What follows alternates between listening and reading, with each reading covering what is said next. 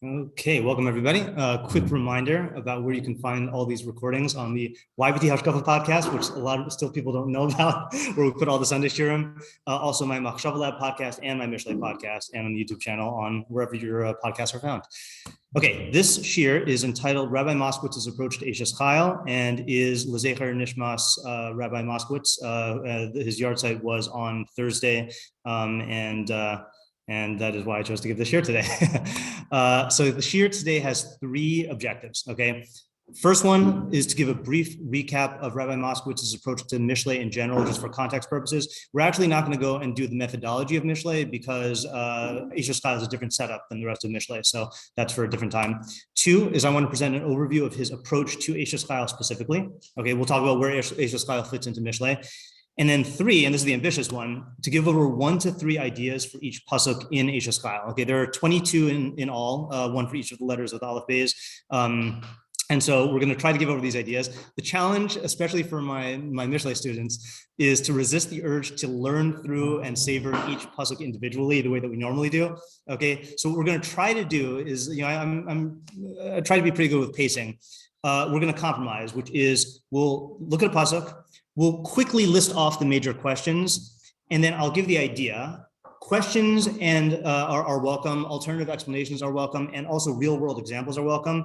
Oops, forgot to complete the parentheses there, but I'm not going to invite them, okay? Meaning I'm not going to stop and ask at each stage, so you'll have to interrupt me, okay? And we'll try to keep on pace to get the ideas for all the Eishes Chayil. And the point is, ordinarily each Mishlei pasuk is a standalone thing, but here there is a full picture that emerges from Eishes Chayil. That's what it's there for.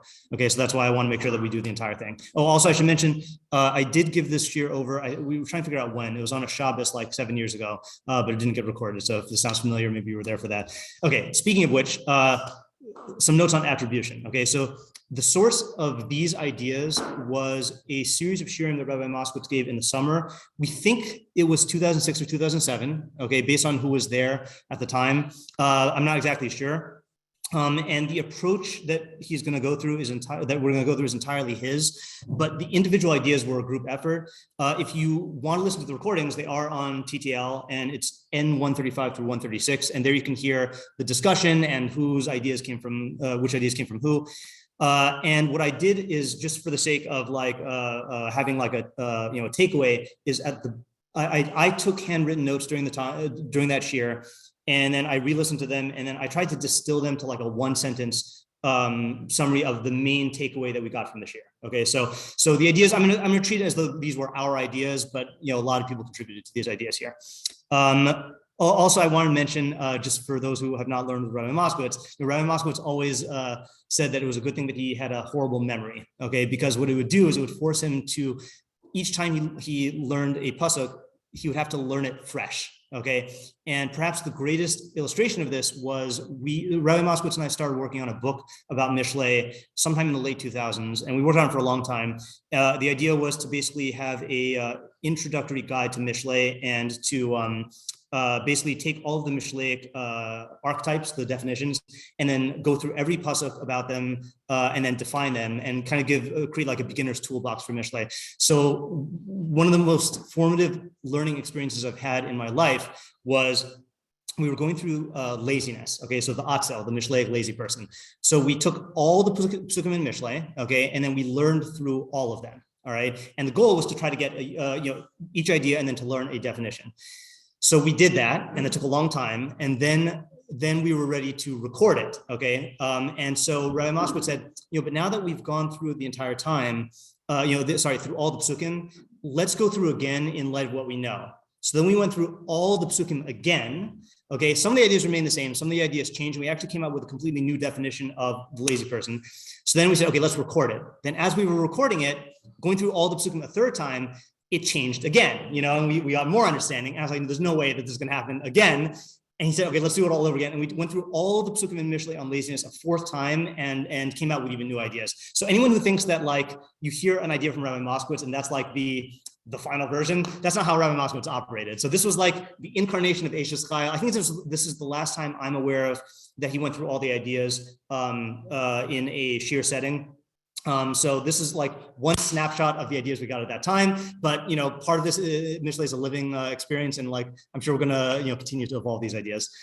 Okay, so here is his approach to Sefer Mishlei. Okay, that's the first part. So let's just read through the introductory psukim of Mishlei, because Mishlei is one of the few Svarim in Tanakh that actually states its objectives explicitly. So Mishlei Shlomo ben David Melech Yisrael, the Mashalim, okay, so the proverbs, the analogies, the examples, the sayings of Shlomo, son of David, king of Israel. Lada'as chachma u'musar, to know wisdom and discipline or rebuke. Lahavin imrei vina, to understand statements of understanding. Lakachas musar haskel, to take intelligent discipline or rebuke. Tzedek, righteousness. Mishpat, justice. Umesharim, and uprightness. Obviously, these terms are subject to debate. Okay, I'm just using like a standard translation here. Now the audiences. Laseis lepasayim arma, to give naive simpletons cunning. Lanar, to a youth, da'as umzima, knowledge and counsel. Yishma chacham v'yosef lekach, a wise person will hear and increase his learning. V'navun tachbulus yikne, and an understanding person will acquire strategies. Lahavin mashal u'malitza divrei chachamim v'chidosam, to understand proverb or parable and allegory, the words of the wise and their riddles. Okay, again, this is a lot of mafarshim on this here. Reason why I'm starting with this is one of the points I want to bring out here is that we early on in 2003, I believe, I think it was the summer of 2003. Let me back up for a second. Rabbi Moskowitz was constantly reinventing himself and constantly going through different methodology experiments in his learning. Okay, so when I first started learning Mishlei with Rabbi Moskowitz, then Rabbeinu Yonah was the go-to commentator. Okay, and Rabbeinu Yonah is still good, but I believe it was the summer of 2003 that we were learning Rabbeinu Yonah, and she doesn't remember this. I remember Shira Kaufman said, Rabbi Moskowitz, why do you have to go straight to the Rabbeinu Yonah? Why can't we try understanding the pasuk on our own first? And from that moment and on, for the rest of my learning with Rabbi Moskowitz, we would always approach the pasuk on our own first. And then if we had time or if we had interest, then we would go to the Mefarshim, okay? So a lot of these ideas that we're gonna go through are not sourced in the Mefarshim. What I tried to do when I taught this in Shalhevet was I tried to find Mefarshim who supported these ideas. So I sprinkled some Mefarshim through these throughout this presentation. But when we learned this together, we were not using Mefarshim, okay, except for words and translations. Okay, so Rabbi Moskowitz's whole approach to Mishlei in the era that I learned with him was really based on Saadia Gaon's Hakdama to Mishlei. And I'm not going to go through the whole Hakdama here. I'm just going to read Saadia Gaon saying what the book is about. Okay, it's an excerpt from his Hakdama, which is translated by Kafech. He says, man's instinctual nature lusts after every immediate pleasure without paying any attention to whether the consequences are harmful, whereas the intellect recoils from immediate gratification if it knows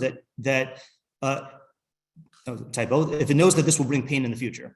Likewise, man's instinctual nature recoils from immediate pain, even though contentment and gratification will follow in its footsteps, whereas the intellect will choose to endure exertion and immediate pain if it clearly knows that something good and beneficial will follow in its footsteps. These two principles, basically what we would call like pleasure pain, right, can be applied to an infinite number of particulars, but I will only mention a few examples within each category.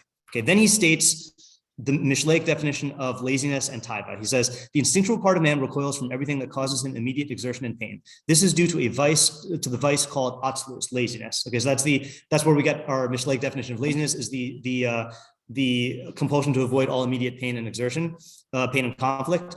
And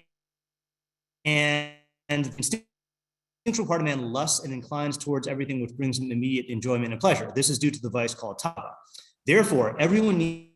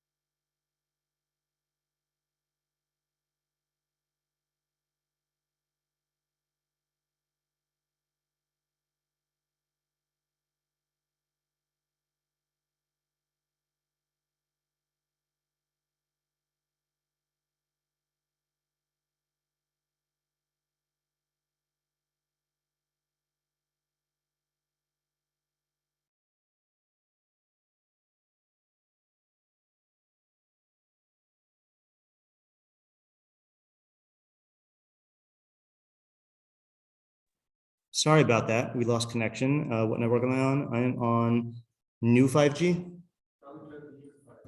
Okay. Let's try this. Okay, I'm still recording. Hold on just a second. I'm just going to pause recording. Someone please remind me to start recording again. Okay, I don't know where it cut out, so I'm just going to say, just to read the yellow again. Therefore, every person needs the guidance of a chacham who will reveal to him the consequences of that which causes the instincts to rejoice, but is harmful in the eyes of the intellect, and the consequences of that which is unpleasant to the instincts and beneficial to the eyes of the intellect. Okay, then he says, here's the final statement, due to man's attitude towards this way of life, if he were left alone to choose whether he would follow it, his instincts would likely lead him astray. Therefore, it was necessary for the wise one, which is not Chacham, it's God, because he says, Yis'ala, I think. Yisromam Yishadar. I guess he holds that, Ruach HaKodesh, something like that. I'm not sure what Sadiq and Shita is. It was necessary for the wise one to establish a book based through the expressions of the Chacham Shlomo ben David, in which he reveals the beneficial outcomes of that which the instincts loathe and makes known their praise, their value, and their honor, in order that man will strive for them and resist the obstacles within him. And in which he reveals the harmful consequences of those things towards which man's instinctual nature inclines and exposes their bitterness, their evil, and their harm, in order that man will recoil from them and resist the taiva within him. So putting this in one simple sentence here, Rabbi Moskowitz's approach to Mishlei, based on Sadiq, is to train us to make decisions with chachma and to maximize the long-term pleasure and benefits and to minimize the long-term pain and consequences. Okay, it's a handbook for decision-making, and the explicit goal is to maximize long-term pleasure and avoid long-term pain. Okay, now this is part of the larger Torah program, because this, if you follow this program, you will end up becoming more in tune with the mitzvos in terms of understanding them and living in line with them. But Rabbi Moskowitz put the emphasis on decision-making, okay? And not just decision-making as a subject matter, but as a motive. In other words, if you look at, if you ask the average person, why should I, why is it bad to steal or why is it bad to murder? They say, oh, because it's not just, or it goes against God's will. Shlomo Melech in the first paragraph of Mishlei says, if you steal, you're going to get caught. Or if you murder, then you're going to expose yourself to the guy taking, people's family taking revenge. It's all very selfish motivations that have to do with pleasure and pain. Okay, so that's the general approach to Mishlei. Now, the structure of Mishlei, I think you could divide into 5 sections. I mean, you could argue about where you could do subdivisions here. Chapters 1 through 9 are the introduction to Mishlei. Okay, and Rabbi Moskowitz, in my time learning with him, barely did the introduction. Okay, the main part of Mishlei is chapters 10 through 24 and chapters 25 through 29. Okay, this is the proverby part of Mishlei. Okay, where each pasuk or each couple pasukim is a different topic, and this is the bulk of where Shlomo HaMelech accomplishes these goals. Okay, if you ask Rabbi Zimmer, he'll say the opposite. He'll say that 1 through 9 is the book of Mishlei, and 10 through 31 is an appendix. Okay, but he and I differ on those in that regard. Chapter 30 through the middle of 31 is this very strange section called Divrei Agur ben Yaka and Divrei Lemuel, which has a different structure and style than everything else. And then Eishes Chayil is the last 22 psukim in Mishlei, chapter 31, psukim 10 through 31. Okay, so let's talk about Eishes Chayil. Okay, we're going to talk about it and do the main, go over the approach through the first pasuk. Okay, so Eishes Chayil, a woman of Chayil, which we'll have to translate, mi imtza, who can find, v'rachok mi pninim mikra. What are pninim? Pearls? Okay, right. So we have two terms we need to define here. Okay, so Metzudas Tzion, which I relied on for a very long time, said that pninim is margolios, which I think is, at least in modern Hebrew, is pearls, right? So I kind of just like naively accepted that. And then I saw that the Radak in the Sefer HaShorashim quotes our pasuk, but then he quotes Echa, which is Admu etzem mipninim, which means Kolomar she'atzmam adom yoser mipninim. Their substance was redder than pninim, v'hem avanim yakaros, which are precious stones. Okay, so whatever pninim are, they're red. Okay, and pearls are not red. Okay, I checked to see if there's such a thing as a natural red pearl. I don't think so, and if so, like it's not not a common thing. So Ima Novetsky in her Aha Torah translation of Echa 4:7, where she uses traditional mafarshim and modern academic work, says, from the various contexts in which the word appears, it clearly refers to a precious material or stone, but its exact identity is unknown. Ibn Kaspi suggests coral due to its red color. Alternatively, pearls, as per the modern usage of the word. Ho'il Moshe, who's a Talmud of Shadal, says they're called so because they're found inside lifnim, the clam shell. However, as pearls are generally known for their white or creamy color, even if some are red, it would be an odd choice in this verse.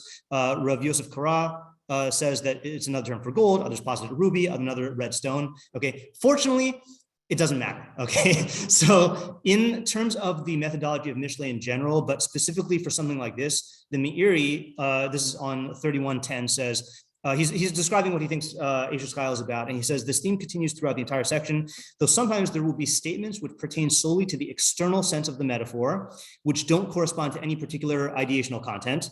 If you wish, you can toil in your analysis of the entire thing. You will exert yourself and you will find results, but it's not necessary to do so. And really, he's quoting from, he's referencing the Rambam in Hadassah Shmuel, who says, you should know that the prophetic parables are of two kinds. In some of these parables, each word has a meaning, while in others, the parable as a whole indicates the whole of the intended meaning. In such a parable, very many words are to be found, not every one of which adds something to the intended meaning. They serve rather to embellish the parable and to render it more coherent or to conceal further the intended meaning. Hence, the speech proceeds in such a way as to accord with everything required by the parable's external meaning. Understand this well.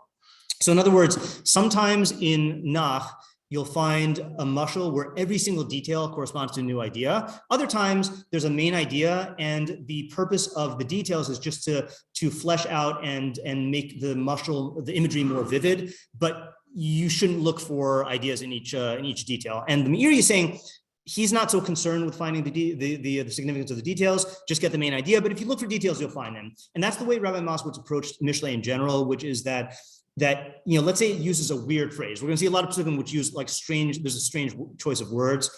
The main approach is don't lose sleep over it. Okay, try to get the main idea. If you can come up with an idea that helps you to appreciate the nuance, great, but don't make your whole idea contingent on the strange word usage. Okay, there are Mefarshim who do that. For example, the Malbim and Rav Hirsch, who tend to hold that there's no such thing as synonyms in Hebrew. They hold that every single nuance is an intrinsic part of the idea, an inherent part of the idea. Rabbi Moskowitz didn't take that approach. And the other reason why Shlomo will sometimes use weird phrases, and I'll state this also, I didn't put this in the PowerPoint, is, Mishlei is meant to be learned on two levels. Okay, there's a pasuk that says, I don't know the exact lashon, Tapuchi zahav b'maskios kasef, Dibor Davar al Ofanav, something like that, like golden apples encased in silver lattice work. So is a statement that was properly said. And the way that all the Mefarshim approach Mishlei is that there is an external meaning, which Meiri refers to as the nigla, and then there's an internal meaning, which he refers to as the nister. And the essential value is in the nister, is in the metaphorical meaning, but there still is value on the outside. And in the Meiri's way of learning Mishlei, he learns that the external meaning has to do with worldly success in decision-making like Rabbi Moskowitz, and the internal meaning has to do with perfection of the soul, okay?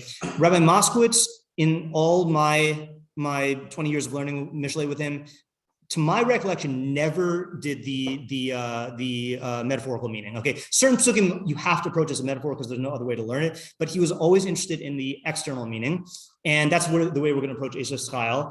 The reason why I'm bringing it up now is because sometimes the strange word usage is due to the internal meaning, and you wouldn't need it for the external meaning. For example, the first pasuk in chapter 17 is Tov pas chareva v'shalva ba mibayis mali zivchei riv, which, according to the Pshat Mefarshim, means better dry bread with tranquility in it than a house filled with contentious meat.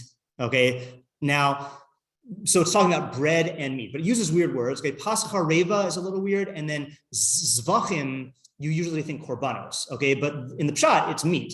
So in the Pshat level of learning it, it really is just talking about meat. But if you look at, for example, Rashi, he says it was better for God to destroy his house, okay, Churban Habayis, that's why it uses that term, in order to get tranquility from the zvachim of Riv, from the korbanos of strife that Klal Yisrael were bringing. So there, Shlomo could have used the normal term for meat and the normal term for dry bread, but because he wanted to allude to this idea of destroying the base of Mikdash and the internal meaning, he used these weird words. Okay, so sometimes you're going to be like looking for the explanation for the weird word, and it's going to have nothing to do with the external pshat, which we're going to be focused on. So that's why you'll see some of these explanations that Rabbi Moskowitz gives don't really illuminate the nuances of the text. That's because he wasn't concerned with it. Okay. Okay, again, interrupt me if you have any questions, but we're gonna try to keep pace. Okay, so we're gonna go with rupees here. Okay, red precious stones. Now, what does chayil mean? Valor. Okay, so somehow in our minds we got valor because I guess a lot of English translations use valor, probably because of the association with like a chayalim, of soldiers. Okay, and it's not incorrect to say that. It's surprisingly that there are not a lot of Mefarshim who use that in understanding. Vigor or strength is another one, like power or worthy. Here's a sampling of Mefarshim. So the Targum on Ksuvim says, Itsa Kasherta, a proper, fit, refined, perfected woman. Metzuas Sion says, Chayil is Zriza and Yeshara, a diligent and upright woman. The fake Ibn Ezra, again, PSA here. So the way it worked was in the first edition of Mikros Gedolos, then there was a commentary printed under the name Ibn Ezra in Mishlei, and it's not actually the Ibn Ezra, okay? And we know that because Ibn Ezra actually did write a commentary, which we have, and also Ibn Ezra, has very strong shitos when it comes to grammar and stuff, and this commentary is not consistent. They think that the fake Ibn Ezra in Mishlei is Rav Moshe Kimchi, who's the Radak's older brother, and in fact, I think it's in Sefer Daniel, there's a similar mistake, and it's amusing because it's printed as Ibn Ezra, but then the poem in the beginning has an acrostic that spells out Moshe Kimchi. So like, either like, Ibn Ezra was like a big fan or like, so this I think we think it's Moshe Kimchi, but we're not sure. So he says Chayil is mammon, okay, like, what was it?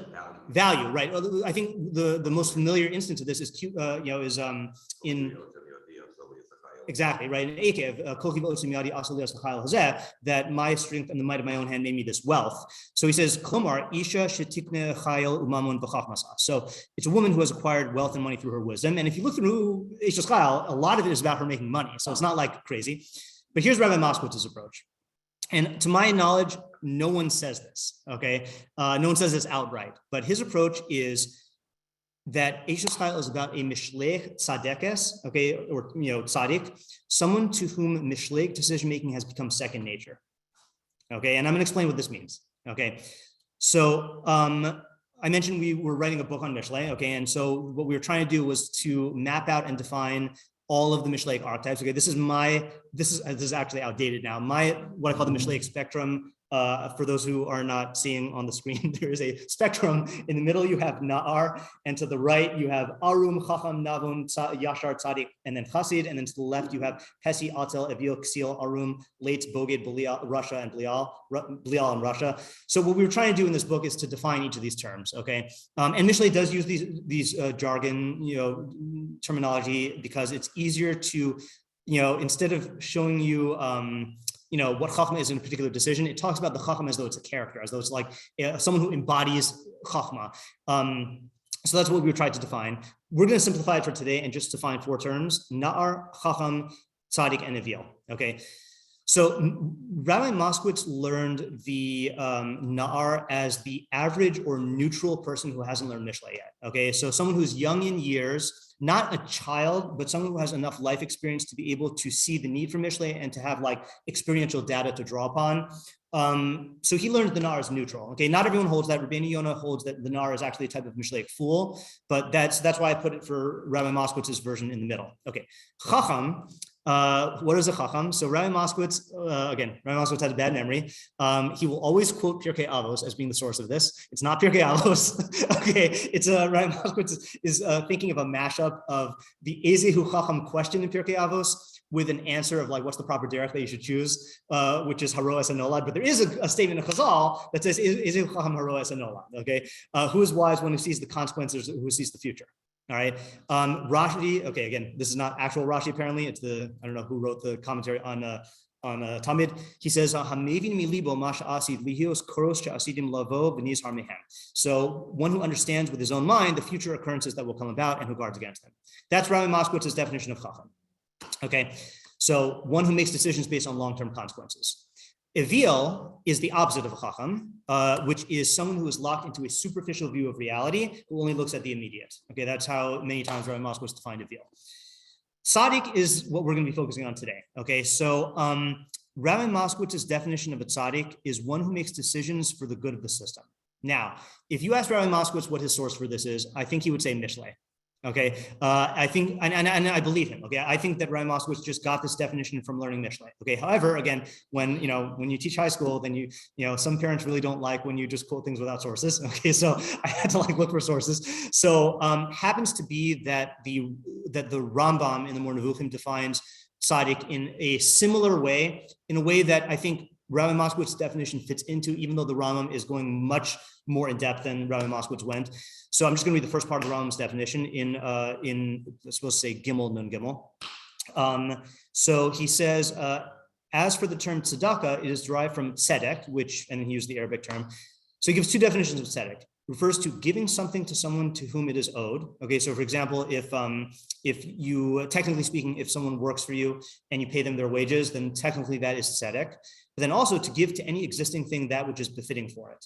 Okay, so to provide for any creature that which is in line with its nature, in line with its needs, or within yourself to provide what is in line with your nature or your definition, your essential definition. Okay, so that is what Rabbi Moskowitz meant by tzedek in terms of in any given system. The tzaddik is someone who certainly for their own needs, they will provide for their own needs in a way that that facilitates their harmonious development. Okay, the pasuk I guess that exemplifies this is tzaddik ochel l'sov nafsho ubeten r'shaim taksar, that the tzaddik eats for the satiation of his soul, and the belly of the rasha will lack. I think Rabbeinu Yonah says there that the main idea is the tzaddik will eat in a way that he's not just going to eat whatever is pleasant or avoid what is unpleasant. He'll eat for health, and the health is designed to support a life of knowledge, of seeking knowledge and doing justice. Whereas the rasha is just going to look for the experience of eating, and that's going to lead to not only missing out on what your soul needs, but also your body's going to suffer. That means the belly's going to lack. But the tzaddik will also behave this way towards all the other people in the system. Okay, so, and by system, I mean any system that you're in, whether it is a household, like we'll see with Eishes Chayil, whether you are a member of, say a school, a workplace, Am Yisrael, you will make decisions based on what is good for the system, with this recognition that what's good for the system will be good for the people within the system. Okay. The problem is this is very hard to translate into an English word. Now, Rabbi Moskowitz liked the word justice. Okay, he would translate tzedakah as justice. And I see where he's coming from, but there are two reasons I don't like it. Number one is because we also translate mishpat as justice. And I feel like we need a term to differentiate the two. Secondly is that, that I think that, there is merit to the English translation of tzedakah often is righteousness. That feels, as Rabbi Moskowitz would say, too religious, So I wanted something that captures that you are not just implementing a rule, but you're doing something that is focused on the objective reality of the creatures around you. So I came across this great explanation in Rabbi Jonathan Sachs, and he says this in many places. This is the only one I found online. So he's talking about the Derech Hashem, that Avraham practiced. He says this is in his essay in Covenant and Conversation, Tzedakah, the Untranslatable Virtue, in Re'eh 5767. The way of the Lord is defined by two words, tzedakah and mishpat. They are both forms of justice, but are quite different in their logic. Mishpat means retributive justice, retribution. It refers to the rule of law through which disputes are settled by right rather than by might. Law distinguishes between innocent and guilty. It establishes a set of rules binding on all by means of which the members of a society act in such a way as to pursue their own interests without infringing on the rights and freedoms of others. A law-governed society is a place of mishpat, and he elaborates on what mishpat is. This is also consistent with the definition that the Rambam gives in that parak in the Moreh Nevuchim of implementing, a sentence on someone for good or for bad. Okay, but then he says, and this is the phrase I like, he says, but mishpat cannot create a good society. To it must be added tzedakah, distributive justice. There must be justice not only in how the law is applied, but also in how the means of existence, wealth as God's blessing, are distributed. That is tzedakah. So I like this division of tzedakah and mishpat, or I should say mishpat and tzedakah, as retributive justice and distributive justice. Poseach hazidakah must be l'chol chai ratzon, means that God provides for the needs of every creature. Our mitzvah of tzedakah is de machzor ro asher yachzar lo, that we provide for the needs of the ani, no matter what those needs are, whether they're physical, whether they're getting a job, whether it's psychological. And so it is distributing the tov of HaKadosh Baruch Hu, the bracha of HaKadosh Baruch Hu, to other people in the system. Okay, so that I think is a really good term, which allows us to use Rabbi Moskowitz's translation of justice. Okay, so So hold on here. I'm a visual person, and for me, this helps. If this doesn't help, you can ignore it. And I'm not gonna be able to describe this visually for the people on audio. Okay, so here you have on the x-axis, okay? On the left side, it's short-term, and on the right, you have long-term, okay? On the y-axis, you have how linear your view of reality is in terms of causality, okay? A causing B. Okay, you'll see this when you see the full picture. It's not gonna come into focus until you see the tzaddik. Okay, the avil has a very short-sighted view, okay? He's only focused on the short term, and he's only capable of seeing a very narrow range of causality of A causes B. For example, even the avil who thinks short term knows that if he touches the stove, he'll get burned, okay? Or if he's sitting in the street and a car's coming at him, then he has to get out of the way, otherwise he'll get hit. Okay, the chacham, who's roes anolad, has a longer term view, but he's still thinking linearly, okay? A causes B, all right? He just sees further than the avil, both because he seeks the knowledge of it and he also is not blinded by his immediate emotions. Now here's where hopefully this diagram will make sense. The tzaddik, okay, sees things in terms of the longest term view, and his view transcends the linear, he has a systemic view, okay? So whereas the chacham sees that A causes long-term B, the tzaddik sees that A affects the entire system, and the system will have an effect on B, C, D, E, F, G. He'll be able to see further because he's thinking about the entire system. You can only see so far if you're thinking about the immediate consequences, and you can see further if you're thinking about slightly longer term. But if you're thinking about how everything in the system interacts with everything else in the system, that's how the tzaddik thinks. So the Mishlei tzaddik is a further developed chacham. Okay, and he's thinking systemically, and it's specifically because he's thinking about how to distribute the good of the system systemically that he has this perspective. Okay, and I'm going to give you an example. Again, I used to teach it in the high school, so a lot of my examples have to do with school. So let's say you're in a high school and you see a lost object. Okay, let's say you see like someone has someone dropped let's say money. Okay, right? So what's the avil going to do? Take it, right? Because free money, right? Not going to think about the consequences. That's it. Okay. What's the chacham going to do? Give it back. Okay. Try to find the owner. Now, why is the chacham going to do it? Probably. No. If somebody sees that he took it and they know that it wasn't his. Okay. So one thing is to avoid consequences, right? Is if someone sees that this is that he took something that's not his, so there might be a law. There might just be like people are going to look at him as a jerk, you know. Okay. What the reason? Okay, right. Is that people will see that he did this, and let's say the person who he gives it back to will be very indebted to him. That'll be beneficial in the long run. Other people might see this, and this will be good. So he's thinking selfishly, but in terms of the long term. Okay, but the chacham is going to be confined by what will benefit him. The tzaddik, though, thinks systemically, and what I mean by that is the tzaddik will make sure that this gets back to its owner, even if no direct benefit comes to the tzaddik. Okay, but rather the tzaddik knows that being in a system in which people care about each other's items is going to be better for everybody, and that will benefit him. He's not altruistic, okay? The Mishlei tzaddik is not altruistic. He does care about enjoying the best life, but he realizes that this is like an investment in the system, and this is going to ultimately be good for him, okay? Another example, just to use the negative, is again, and I use this example because it came up a lot, is that when I was teaching in high school, I was very makpid to only let students out when the bell rang, okay? Now, new teachers, okay, or teachers who don't plan very well, or teachers who don't like kids, will let their kids out, 5 minutes early, 10 minutes early, like 15 minutes early.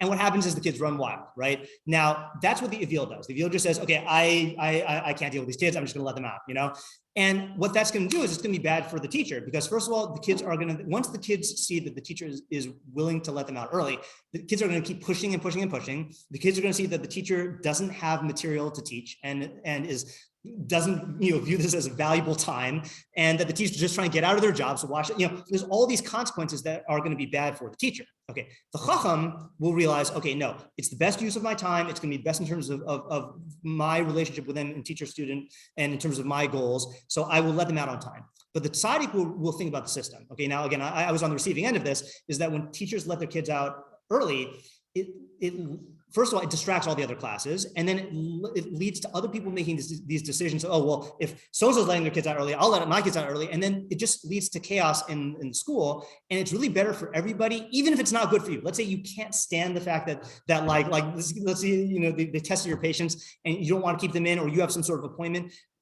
But it's not about you in this particular scenario. It's about the system, and that's going to be good for everybody. As a chacham once said, what's good for the hive is good for the bees, right? Is that that when you take care of the system, then everything in the system flourishes. That's how the tzaddik thinks.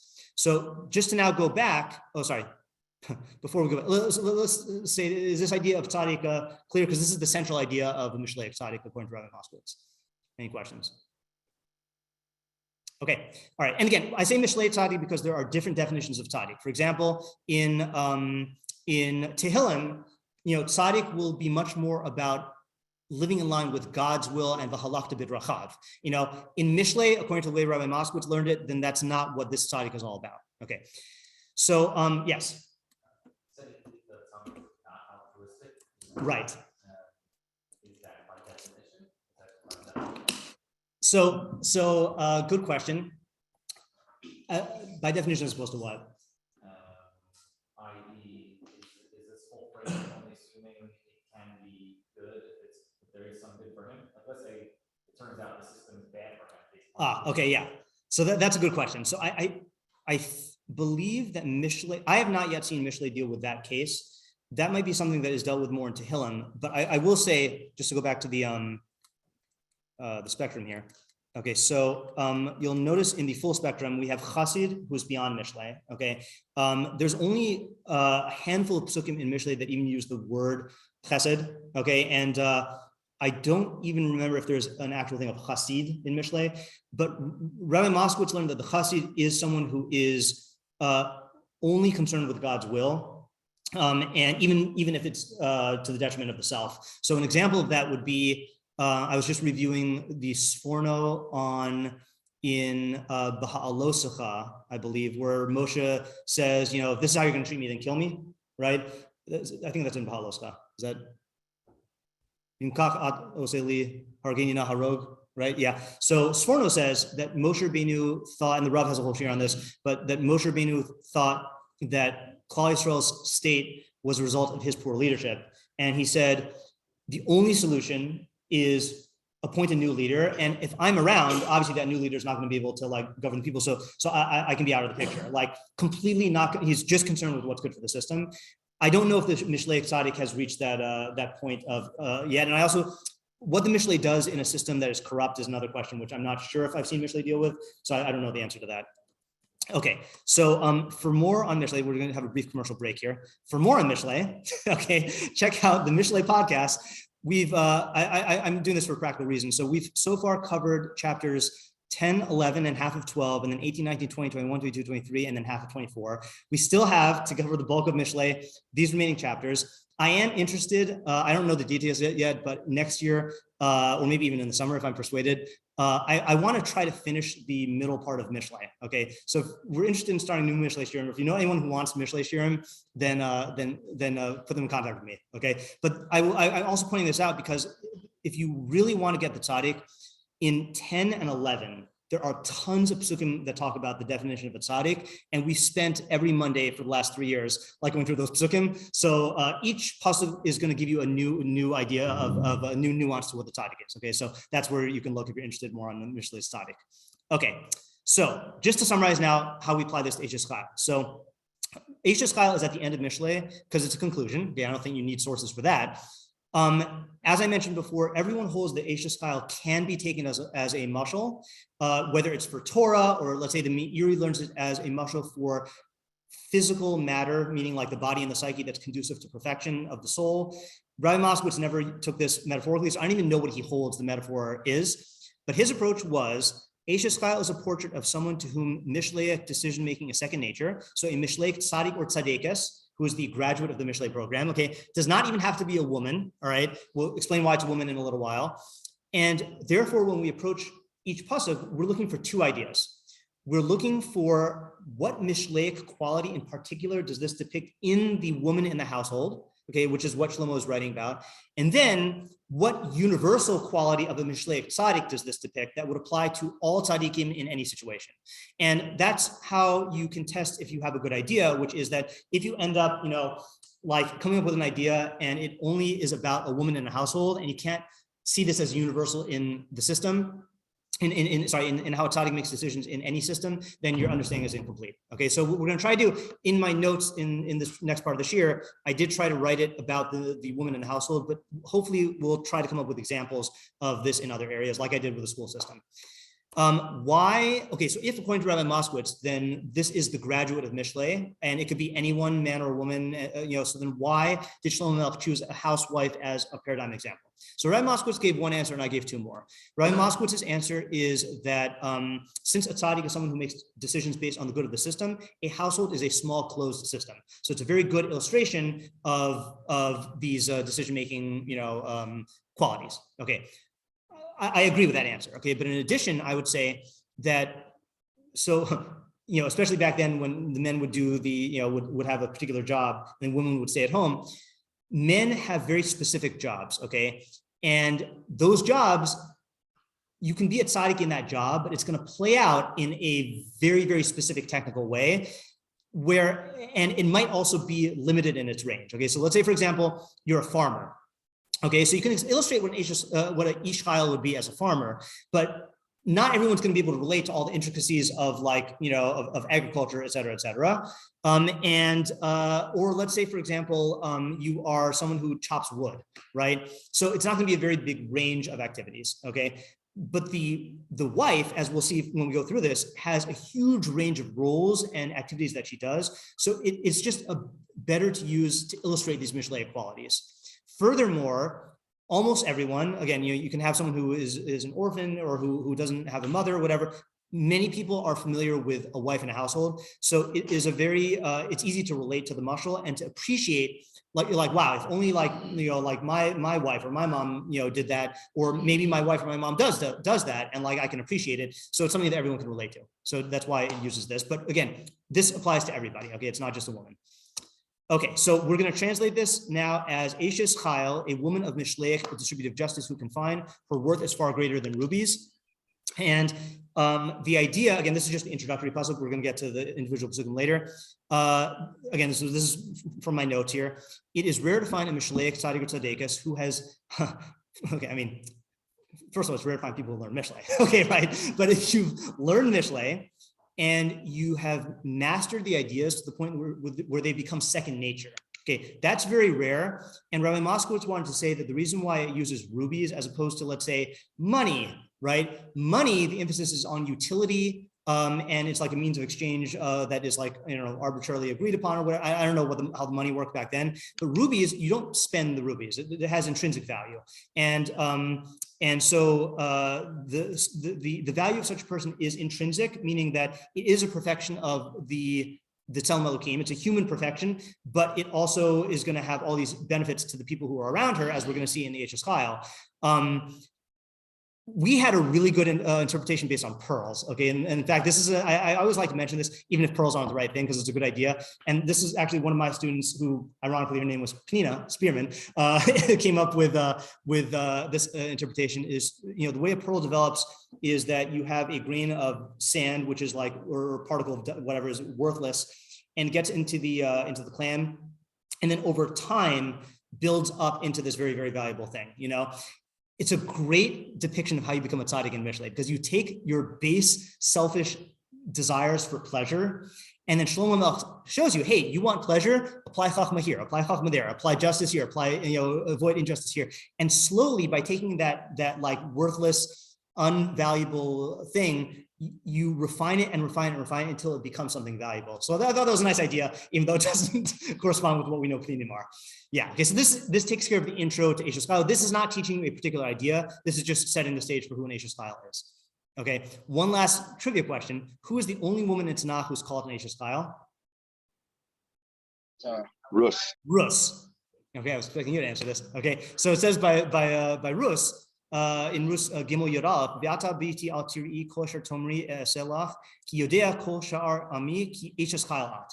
Okay, And the Targum there, again, I'm not saying that the Targum is saying Rabbi Moskowitz's idea, but he does say Itzak tzadikta, okay, a righteous woman, but then he ties it to, he says, Isha tzadikta ant v'isbich chela losovara near pikudayat Hashem. You have the capacity to bear the yoke of the mitzvahs of Hashem. So he does connect it to Torah mitzvahs, but the reason why I'm bringing this up is because Ariel had asked that I give a shir on Rus, and I'm yahrzeit through this year, okay? The other reason I'm bringing it up is I was shocked by not seeing anyone really go into Rus as an Eishes Chayil, given Mishlei's definition. Like Ibn Ezra just says on there, he's like, I'll explain it in Mishlei, and Mahari Kara brings like some psukim from Mishlei. But no one really that I saw goes into this. I didn't look at the midrashim on Mishlei, but on Rus, I didn't really see anyone like link to. So that's a work that is yet to be done. Someday we'll have to go through and like learn Rus and see how she has all these qualities. Okay, Fleanetter. Okay, so now let's go into the individual psukim. Again, we're going to try to keep the pace here, okay, and resist the temptation to learn each of these in depth, okay. Batach ba leiv ba'ala v'shala lo yachzar. Her husband's heart trusts in her or is secure with her, and he has no lack of gain. Okay, now this is an example where I mentioned that like it's a weird word. Shalal is like spoils of war or booty, Some want to say that's just because of the mashal that we use the term chayil, and if that means soldier, then like it's describing her like bringing spoils. Others say like, there's other ideas. So the question is here, what is this quality of security? Okay, also like, it's describing her husband, but clearly this is a description of her, right? So what does the fact that her husband's heart is secure in her and he has no lack of spoils, what does that reflect about her? Okay. And what are, what is the quality of not lacking gain or spoils? Okay, so I'm going to go ahead and just say the idea again. If you have other ideas, I have to use the Rambam here. Okay, go to the opposite extreme because I am so hardwired to say, okay, what do you guys think? And then we're going to make this into a collaborative effort. So I'm going to try to like resist that by immediately going to the ideas. So Rabbi Moskowitz explained that with an ordinary person, I'll just read what I wrote and I'll explain. She operates based on chachma and not emotions. Therefore, her husband is able to take security in her, knowing that she'll do what is best for the system. Okay, so think about the opposite of an Eishes Chayil. Okay, and this is Mishlei's approach: is that most psukim in the body of Mishlei have opposites. They contrast the chacham with the avil or the tzaddik with the rasha. So think about the opposite. Okay, and again, we're going to use this is not just a woman. We're going to use the woman as the example. Okay, if you have a wife who is, I guess the term would be flighty. Right? Is that a term that people use? Right? Like given to whim, right? Of like, just making decisions like, oh, I was, I had the paycheck and I was on the way home and I saw like this beautiful XYZ and I bought it because I wanted it, or like she's going to be, giving into fear and like making irrational decisions. So her husband can't fully trust in her to give her full reign of the household economics, right? Because she's going to make decisions that are not in the best interest of the system. But someone who has internalized Mishlei tzedek, the husband can fully rely on her to completely manage all the resources of the household, knowing that she's going to do whatever is best for the system. Okay.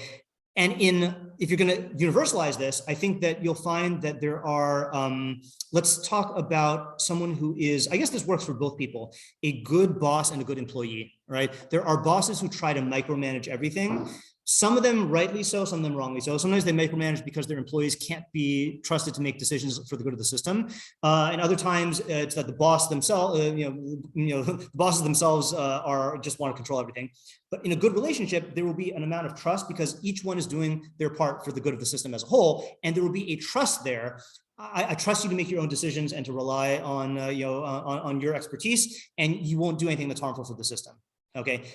I wanted to say, in addition to that, I don't think this was whatever. You got to understand also, it's very hard for me.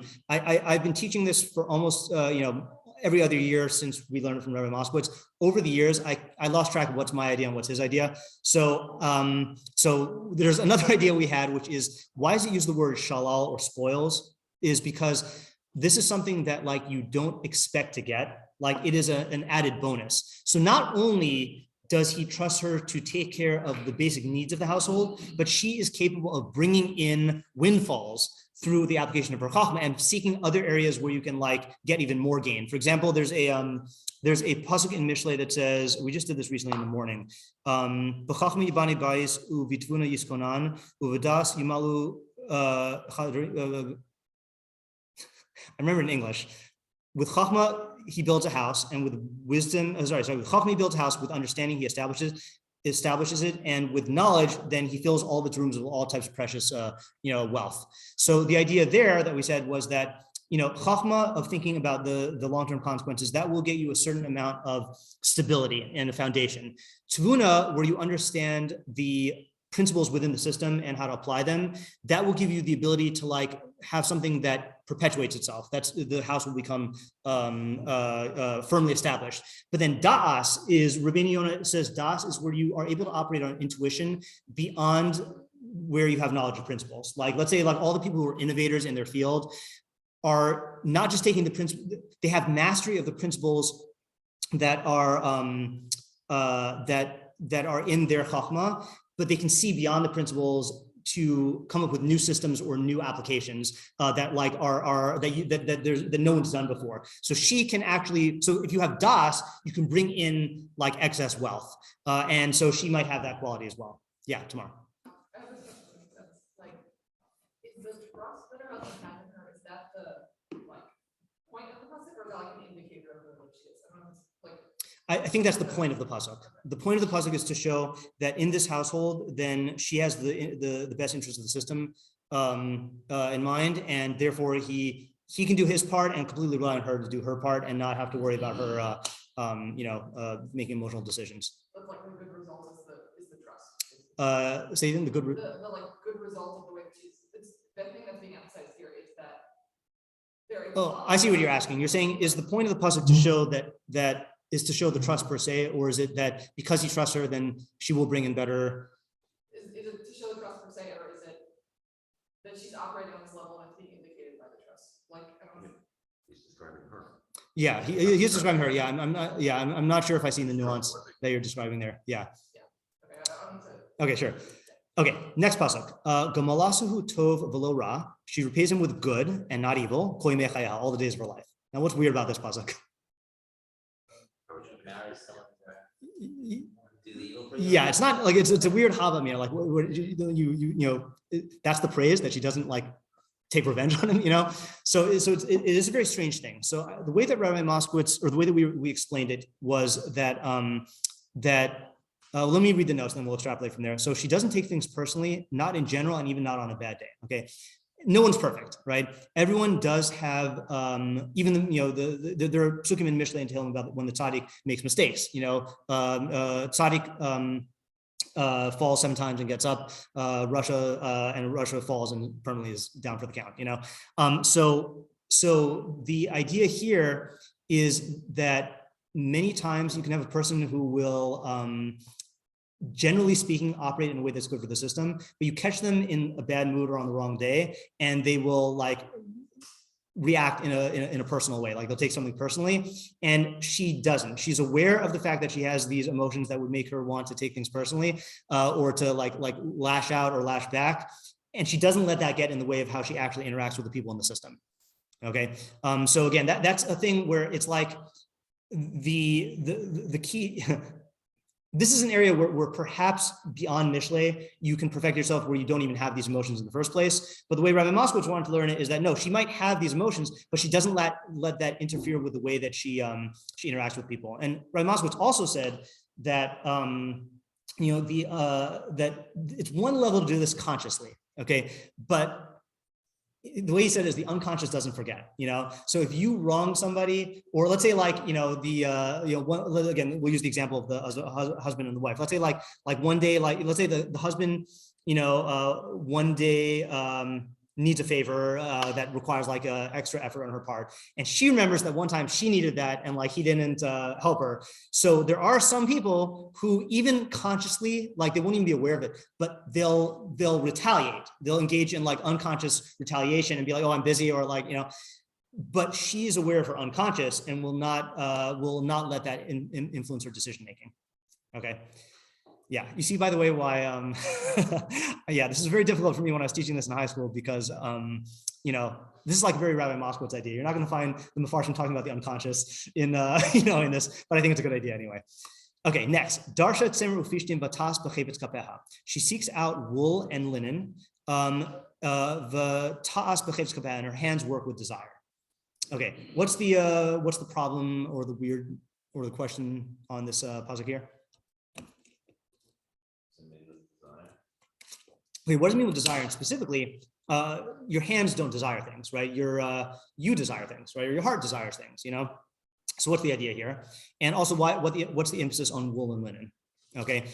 So the way Rabbi Moskowitz expressed it is she's attached to reality, not the super ego. Okay, but if we translate that into practical terms, so this point I remember as my notes is I said her diligence and industriousness are constant for all activities, even the lowly activities like scouting out the raw materials for the clothes she makes.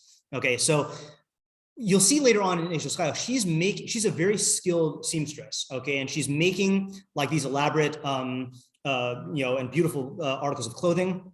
There are people who are only involved in their craft for the feeling of accomplishment that comes from the glorious parts of their craft. Okay, like the actual dressmaking. Okay, but when it comes to like the lowly thing of like looking for the raw materials, then they're not really interested in that. They would outsource that to like an underling if they could, you know. But she relates to every part of the process with chachma, and she realizes that the quality of the final product is going to be dependent on the quality of each step of the materials and each step that goes into the process. I'm reminded of one of my favorite examples is when I was I had a class in Shabbat called Mishlei in movies, and so I find this is based on Rabbi Moskowitz's summer where we did short stories, and there was a summer where we just read short stories and didn't learn Mishlei, and then just found Mishleic ideas in the short stories. Okay, and so I did this with movies, and there's a documentary called Jiro Dreams of Sushi. About I don't know if he's still alive, but then he was like 90, the best sushi chef in the world. And he would be involved in every single like step of the process of like going out to the fish market in the morning for everyone, like checking out the individual, like what the best specimens are. And then like, examining, like, getting the best quality rice. And then his rice merchant was also someone who said like, all these fancy hotel brands are asking me for my rice, but only Jiro knows how to use my rice, and every single aspect of the process was done with Chachma because he realized that that's what you need in order to produce the best product.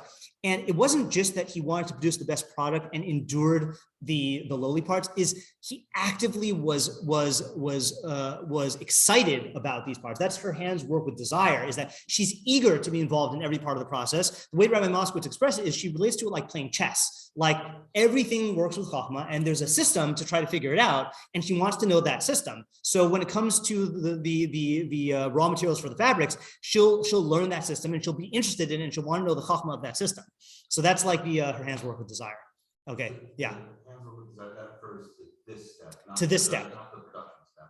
Not to the production step. Even actually, I guess you could learn it both ways. It could be the seeking out, which I don't know. I don't really know if you like have to like feel the sheep or whatever, or like sort through the bins of the stuff that is shorn already, or if it's talking about the making of it. I'm not sure. I think the main idea is it applies no matter what. Hold on just 1 second, Leslie. Yeah. In theory, is that the kind of thing that a chacham would do as well? Like everything you're describing here sounds like. Yes, right. So it depends, because I think the chacham, if you could show him the benefit of this, then he would do it. But if he and there is going to be a certain crossover where like the chacham is going to become a tzaddik, So when chacham first starts off, he's only going to do things that he sees this is going to give me a long-term benefit, and if not, then I won't do it. But at a certain point, he'll realize that it's in his best interest to conform to the system, because in the long run, that'll bring him selfish benefits. And then eventually he'll like want to do what the system does, even if it doesn't bring him selfish benefits. I'll give you an example of this. This is a weird one. Okay, so Johnny, my brother, had the extreme good fortune of learning how to drive by Rabbi Sachs, by Rabbi Oni Sachs. Okay, our Rabbi Sachs, not the chief rabbi of the United Kingdom. And Rabbi Sachs taught him how to drive using Mishlei. That's how Rabbi Sachs did stuff. Is he took what people were interested in, and so he taught Johnny driving system. And there are Rishayim in driving system. The car is a certain tool. You have to use the tool this way. So I don't remember if this was one idea, but like let's say like, this is something that I take pride in, is that I use my turn signal whenever I turn. Okay, now the Rishayim never use their turn signal. Okay, and especially in New York, they don't do that. But if you get into the habit of using your turn, so first of all, turn signal has a purpose in the system, okay, for safety and for efficacy in travel. And I will use my turn signal even if I'm like backing out of my driveway or whatever, And the reason why is because I realize by getting into this habit, then it's going to be good for the way I relate to this action in the future and the way I relate to the things I should be doing in driving in the future. Now, is that a chacham or is that a tzaddik? I think it's a transition. Like when chacham first starts off, he's like, well, I'm only going to use the turn signal if someone's behind me. Then he's like, okay, no, it's in my best interest to cultivate a habit of using the turn signal even when no one's behind me, because then I'll do it unthinkingly. And then, okay, I relate to the laws that are designed well, and I'll do this even when it's not in my best interest. So I don't know exactly how to answer your question about where the line is, but a lot of these qualities are overlap. Well, sometimes you want to just do a great example. Yeah. When sometimes you do something quality thing, Right. It'll work. Right. And you'll be able to sell it for 75% Right. of the money. Right. So why should you do twice the work to only make it another 20? Okay, correct. Right. So you're saying that's an example of where the chacham will do the 75% level. Right. The tzaddik will do the 100% level. That's interesting. Yeah, I guess the question is going to be there. Will the tzaddik do the 100% level, or will the tzaddik realize the phenomenon of diminishing returns and realize that my time and energy is better spent elsewhere? Good of the system. He wants Oh, I see what you're saying. Pride in the garment that he's selling, that is the best garment there is. Right. Certainly, that would be a case where they would do 100%. Right. Because he'll be long gone 8 years from now. Right. When the person realizes the garment is falling apart. Right. Right. Yes, Leslie, you had a question. I think it was Yeah, Leslie. of course. It's interesting to see that the products that the Eishes Chayil is using are wool and linen. If she screws up, she's over in this with the yahrzeit. Right. Yeah. So this is an example of where, whenever I teach this, then there are always people who say, well, why wool and linen? Right. So there are ideas. One, there are people who connect it to the mitzvah system, that these are, Leslie's talking about how this is shadness. It's usher to mix them. Others say that it's wool and linen as opposed to, like silk or expensive fabrics, but that's going to be refuted by a later pasuk. Okay. And then others say that, no, it's just that those were the most common fabrics back then, and it's just using that example. So again, there's a lot of, like Amiri says, you can look for these nuances and you'll find ideas, but we're going to keep our eye on the ball here. While we're stopped, by the way, I just want to give, this is the pasuk I use as an example to show how to learn Mishlei metaphorically. And again, Rabbi Moskowitz didn't do that in my time. But my favorite approach is the Me'iri. And the Me'iri has the derech nister, where you take the pshat idea as it applies to decision-making, and you take the exact same idea, but apply it to perfection of the soul. So for example, and I don't know if this is the Me'iri's idea in this pasuk, but this is how I would apply his derech, is when it comes to learning, there are the glorious parts of learning that make you feel accomplished, and then there are the tedious parts. Okay, and this is a common mistake that yeshiva guys do when they first come to yeshiva, which is that they don't bother to learn the skills of learning B'kiyus, or in any given sugya, they don't take the time to get the facts. Okay, getting the facts and learning the skills is boring relative to the svara, relative to like the creative part, and they will oftentimes not seek out the wool and the raw materials, but the chacham will realize that the quality of your svara is only going to be as good as the quality of the facts. Okay, and that it pays even if these facts don't end up being necessary. It pays to get into the habit of putting in full energy and doing all the research and all of the groundwork for me able to get those facts to be able to come up with good svaras and to put in the time of your own development for that. So what I'm doing here is I'm taking the exact same idea, applying to Eishes Chayil and applying it to the soul, to perfection of the soul, and you get this whole other meaning. And you can take that again. We're not going to do that for these ideas. You can do that for every single pasuk. Okay, or again, I'll just do one more. Like let's say, like in the Batach Ba'alev Ba'ala. So in that mashal, the intellect, the Me'iri says that the intellect, the husband is the mashal for the intellect, and the wife is the mashal for the psyche and the body. And the fact that he can trust in her implies a certain type of what Rabbi Moskowitz would call like evenly keeled psyche, where you're not given to extremes or like whims, and you can rely on your psyche to yield to the dictates of what your intellect demands, and not like just operate based on its own principles. So again, each of these ideas you can take and apply to the soul as well, but we're not going to do that. Okay, next. Haisa ka'anios socher. She is like the merchant ships. Mimerchak tavi lachma, bring her food from afar. I'm translating lechem as food, like in nosin lechem l'chol basar, as opposed to bread, because you don't go and bring bread from afar. It's dry by the time you get that, right? So I think it's plain pshat is that it's food. Okay, so the Meiri says, again, starting to bring some afar from here. Klomar, she will search here and there in whatever way she can to profit for the needs of maintaining her household, like merchant ships which go afar. Okay. And Rabbi Moskowitz said that, again, I don't think he got it from the Meiri, but she'll go to great lengths to get what her household needs, and she'll prioritize the needs of her household over her personal conveniences. So there are certain people who will do what is necessary for their household, but if it's inconvenient, then they won't, And then there are people who say like, look, I understand that this is inconvenient for me, but like, this is a long-term investment in the system. Like, again, I don't know if this is like a good example, but like, let's say like your kid has a certain talent in like sports or music or whatever, and like, it requires like driving a couple hours to like, tournaments or competitions or whatever. There are people who be like, okay, it's not worth my time, and then there are people who will put in this effort, even though it requires a lot of personal inconvenience, and she's going to do that. Similarly, again, we have to think in terms of other systems. Think in terms of I know when I was first a new teacher in a high school system, then, you think, oh, I'm just going to be teaching, but no, there are lots and lots of other responsibilities and jobs that you get assigned. And some of them are like, not fun and annoying, and like proctoring exams and stuff like that, or chaperoning field trips. And when if you're just in the Chacham framework, you're like, okay, this has nothing to do with why I'm here, right? But if you're in the mentality of the tzaddik, where you say, okay, no, this is part of the system, and for the good of the system, then I'm going to support this because that's going to lead to the best results overall, even if I don't get any particular benefit out of it. Okay, that's the merchant ships. Okay, again, interrupt me if you have questions. We're keeping good pace here. So she gets up while it's still nighttime, and she provides food. Okay, so this is another weird word here. Teref is like a term that you use for like prey, or treifa, like a torn animal. But most Mepharshim just say it's food. Levesa for her household, and a portion for her maidens. Now, chok is used for a portion, like lechem chuki, but it's also for a law or a statute. Okay, so it's unclear exactly how it's being used here.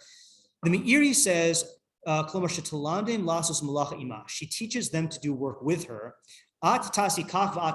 You do such and such, and you do such. And he gives another interpretation. Or it means that she provides them with the food that they need. Okay, so the idea that we came up with was that she anticipates the needs of her household. That means she gets up while it's still night, and she provides the needs before they ask. Okay, and those are, again, two levels of providing for needs. Sometimes something comes up and you're like, oh, this is a need, I'm going to swoop in and do it. It's a different level to think about what needs are going to be there and make sure that they're ready before they, that the goods are there before the need arises. For the functioning of the system, it's going to make it into a much more well-oiled machine. And then borrowing off of the Meiri, so she will be willing to work alongside her maidservants and train them in Mishleic thinking. Okay, so there are people, you can imagine this, again, I don't know, I guess people can do this with like cleaning people. I mean, we don't really have like maidservants now, but like there are women who can afford maidservants, and the last thing they want to do is be there in the kitchen or with a mop, like with their maidservants, but she doesn't care about that in terms of her ego. She's going to hire these maidservants because it's going to increase the efficacy of the household, and she's going to work with them and train them and impart Mishlei wisdom to them so that they can do what they do in a better way. Again, same thing in the school system. Again, I keep on making recourse because that's what I know, is that there are principals who will just be in the administrative role and really are not supporting their teachers in terms of helping them be better teachers. but then there are principals who will draw upon their own wisdom and experience and to train their teachers in ways to help them do their job better.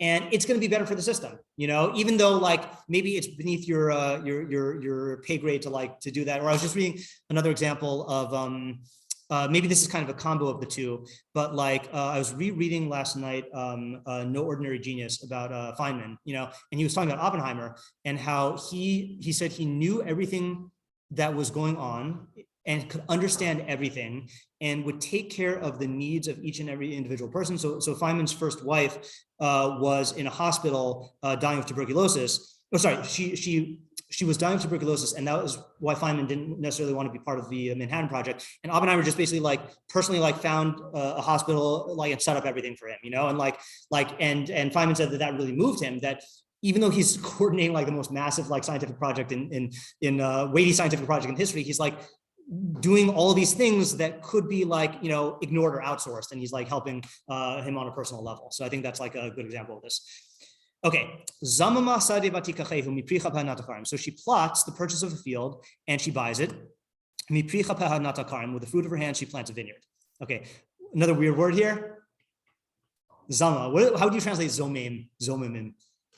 Schemes, right? She schemes or plots or conspires about a field. So you have Mitsuda David, who says Zamama is kasher chashva al hasadeh v'nasnal einehaba. When she thinks about a field and sets her eyes on it, lo tishko ad asher tikne. She will not rest until she's acquired it. Okay, so that's how he says Zamama is almost like a emphasizing the follow through of the plan. With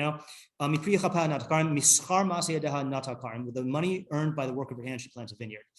The way Rabbi Moskowitz wanted to learn it is that, so I'll read this and I'll explain. If necessary, she will take on other responsibilities that are not her own. That's a typo, I'll say later. Even if this is outside of her comfort zone and the traditional societal roles, and even through manipulation if necessary. So let me actually explain that backwards, which is the order of the pasuk. So he said Zamam is psychological manipulation, is conspiring, okay?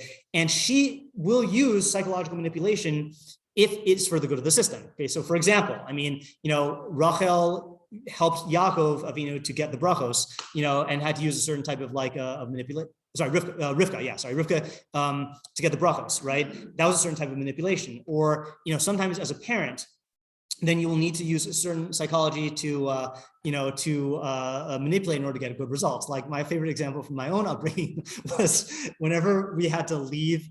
Let's say I was a little kid and I was playing and we had to leave in 15 minutes. My mom would say, do you want to leave in 5 minutes or in 15 minutes? And give me the illusion of making decisions, so that I would feel like I got the better end of the deal, and this is actually a quality in Mishlei. I don't know if you noticed when I did the Mishlei spectrum, you have arum, which means cunning, which is, I had on both sides of the spectrum. Arum is between Na'ar and Chacham. He's a developing Chacham. It's, Mishlei says, Laseis Lipsayim Orma, to give naive simpletons cunning. And then Arum is we associate with the Nachash, right? So my working definition of Arum, based on Mishlei, is it's the ability to see through the illusory nature of the emotions, or the how the emotions blind you. Now, if you are using that for good, then you can see through your own emotional blind spots, and you make chachma-based decisions, and you can also imply cunning to use in dealing with other people. Or if you're using it for evil, you can use it to manipulate people, like the Nachash or the Russia. Similarly, we saw a pasuk in a Monday Night Mishlei thing where there's a I don't remember what the pasuk was now, but the Evil hates the tzaddik. Okay. But we saw a pasuk where the tzaddik will find ways to benefit the Evil where the Evil doesn't know that it's coming from the tzaddik. So he'll take into account the emotional blind spots of other people and use it for justice. Okay. Regarding the traditional societal roles, so Rabbi Moskowitz made this assumption. I don't have data from the Near Middle East on this, but he made the assumption that it was not common for women to run vineyards. Okay, back then. Okay, the only thing I could do, and I couldn't actually find the data. I had this on a slide in some PowerPoint. Is I took the most progressive / woke of the 50 states in the United States, California, and where they make the most wine, California, and I looked at the percentage of women vintners. and it's crazy low. It's like, it was somewhere like there are, I don't remember the exact percentage, somewhere between like 70 to 90% of vineyard people who run vineyards are men. You know, you would think like, there's no reason why women can't run vineyards, you know, but like, so my assumption is, perhaps it was a male dominated industry. I don't really know. But Rabbi Moskowitz said that you see that she's willing to step outside of traditional gender roles and do things, if she can do them, she'll do them. And this is an example where she can run a vineyard. I think someone else, I think this was Johnny in the shir, had an idea that she's buying a field and then with the fruit of her hands, meaning with the profits she gets from the field, she's investing in a vineyard. That's another thing where a chacham will oftentimes get stuck in one particular way of viewing benefits and consequences of, if I do this, then I get this result. So if I have a field, then I can make money with this field. But then a tzaddik will think, well, how does this fit into the larger economy? Or how can I use this within, if the needs are shifting, how can I pivot, And so she'll invest in one thing and one plan, and then she'll take that and channel it into some other area where she can make a greater profit. It's especially interesting in light of Zoma saying she put all her Mm-hmm. energy applied to the field. Right. Even then, She's right. She's willing to part with that if it's better for the system. Okay, next. Rabbi Schneeweiss, Yes. it's greater profit because a field you have to plant from year to year. A vineyard is perennial, keeps on going and going. Yeah. Once Okay. you put Good. it in, it keeps on producing. Good. That's good. Good nuance. Yeah. Also, how much wheat can you eat? You gotta drink wine at some point. Right. You gotta diversify. Of course. Yeah. Yeah. Okay. Next, she girds her loins with strength and she makes her arms strong. I always used to have to show a diagram of what it means to gird your loins. Okay, so because students didn't know what that expression is. So it was a way that they would ready themselves for battle by tying their tunic in a way where they could run. Okay, but it just means to ready yourself. So the Meiri, I like the Meiri's approach a lot. He says, Klomar, she'afilu lo haya mitiv'a lihis amal kokach, even if it wasn't in her nature to toil so much, he mishtadelas umargelas atman b'zeh, she will strive and accustom herself to this. So that's another thing, is that there are people who are limited by their personality or their strengths. And they say, well, I'm not an outgoing person, so I'm not gonna do the outgoing stuff. Or I'm not a cook, so I'm not gonna learn how to cook, And she will take things that go against her nature. And if it's needed for the system, she will learn the skill and she will develop the personality disposition to be able to do that. Okay, and that again, for the chacham, I mean, maybe for the chacham, he just says, okay, no, it's the best use of my talents to apply here, but he's not thinking systemically, and she will think, okay, maybe, and she probably knows, okay, I'm a chachama, I can figure stuff out and train myself in these areas. Maybe I can train myself to do this completely different thing, even if it goes against my my nature, What we came up with in Rabbi Moskowitz's idea is, he said from thought to action is one step. The action is immediately real to her. So you're saying how there are people who will have an idea of something, but they're still kind of operating based on authority, I should do this and I'll get this result. But for her, the consequences and the benefits are real to her. So there's no hesitance at all. She'll just jump right into it. Rabbi Moskowitz also said that this is the idea in the opening, one of the opening halachos, maybe it is the opening halacha. I quoted it recently in the Shulchan Aruch. The Shulchan Aruch quotes, you should be Gibor Ka'ari, to do the will of your Father in heaven, from Pirkei Avos chapter 5. And Rabbi Moskowitz said that that's the idea of being Misgaber Ka'ari, is it's so real to you that you jump right into action.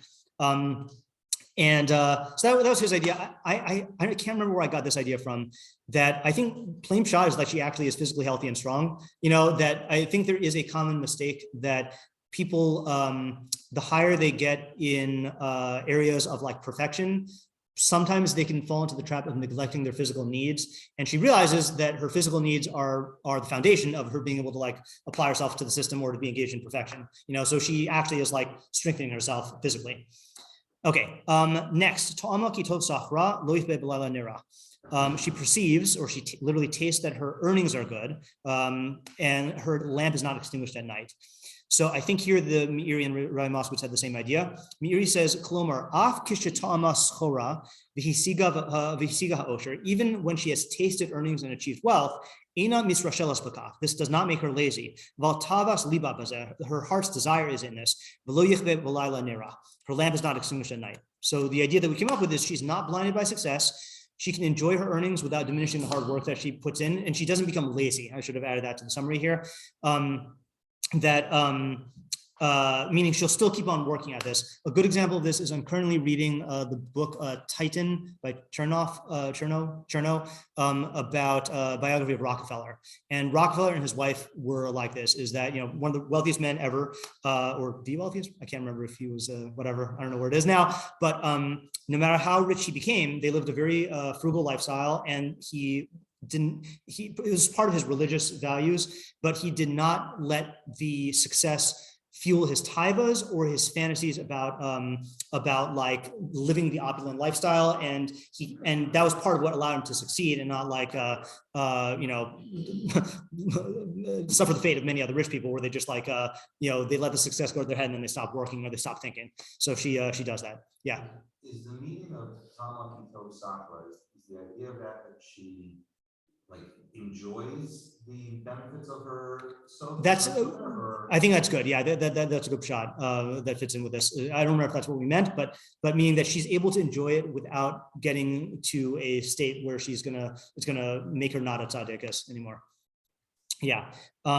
This is another thing also, when, again, I keep on forgetting to apply this to outside of the household, but let's say like you're in your work, it is very easy, either in general, to become complacent when you are successful, or in a particular instance where like you achieve success. I'll give you an example where this would be disastrous. Is, let's say you're a general and you wage war and you win the war, you win the battle, and then you just like bask in the glory, and you stop thinking in a militarily strategic way, and then like that opens you up for vulnerability. I mean, it's very easy to like let this go to your head in various ways. Okay, yeah, now. Okay, she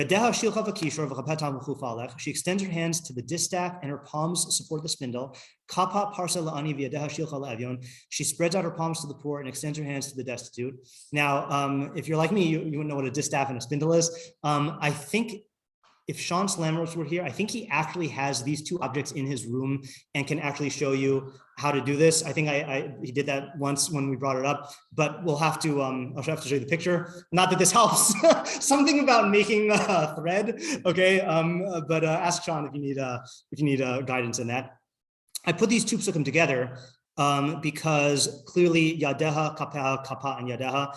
So this is one idea. Okay, and the Mefarshim say this as well. So the question here is, what does one have to do with the other? Like, she's making these threads and like she's spreading out her palms to the poor and extending her hands to the destitute. Like, what does that have to do with anything? So we explained that her primary involvement is for the needs of her household, but she feels absolutely no resistance or resentment in helping others who are in need.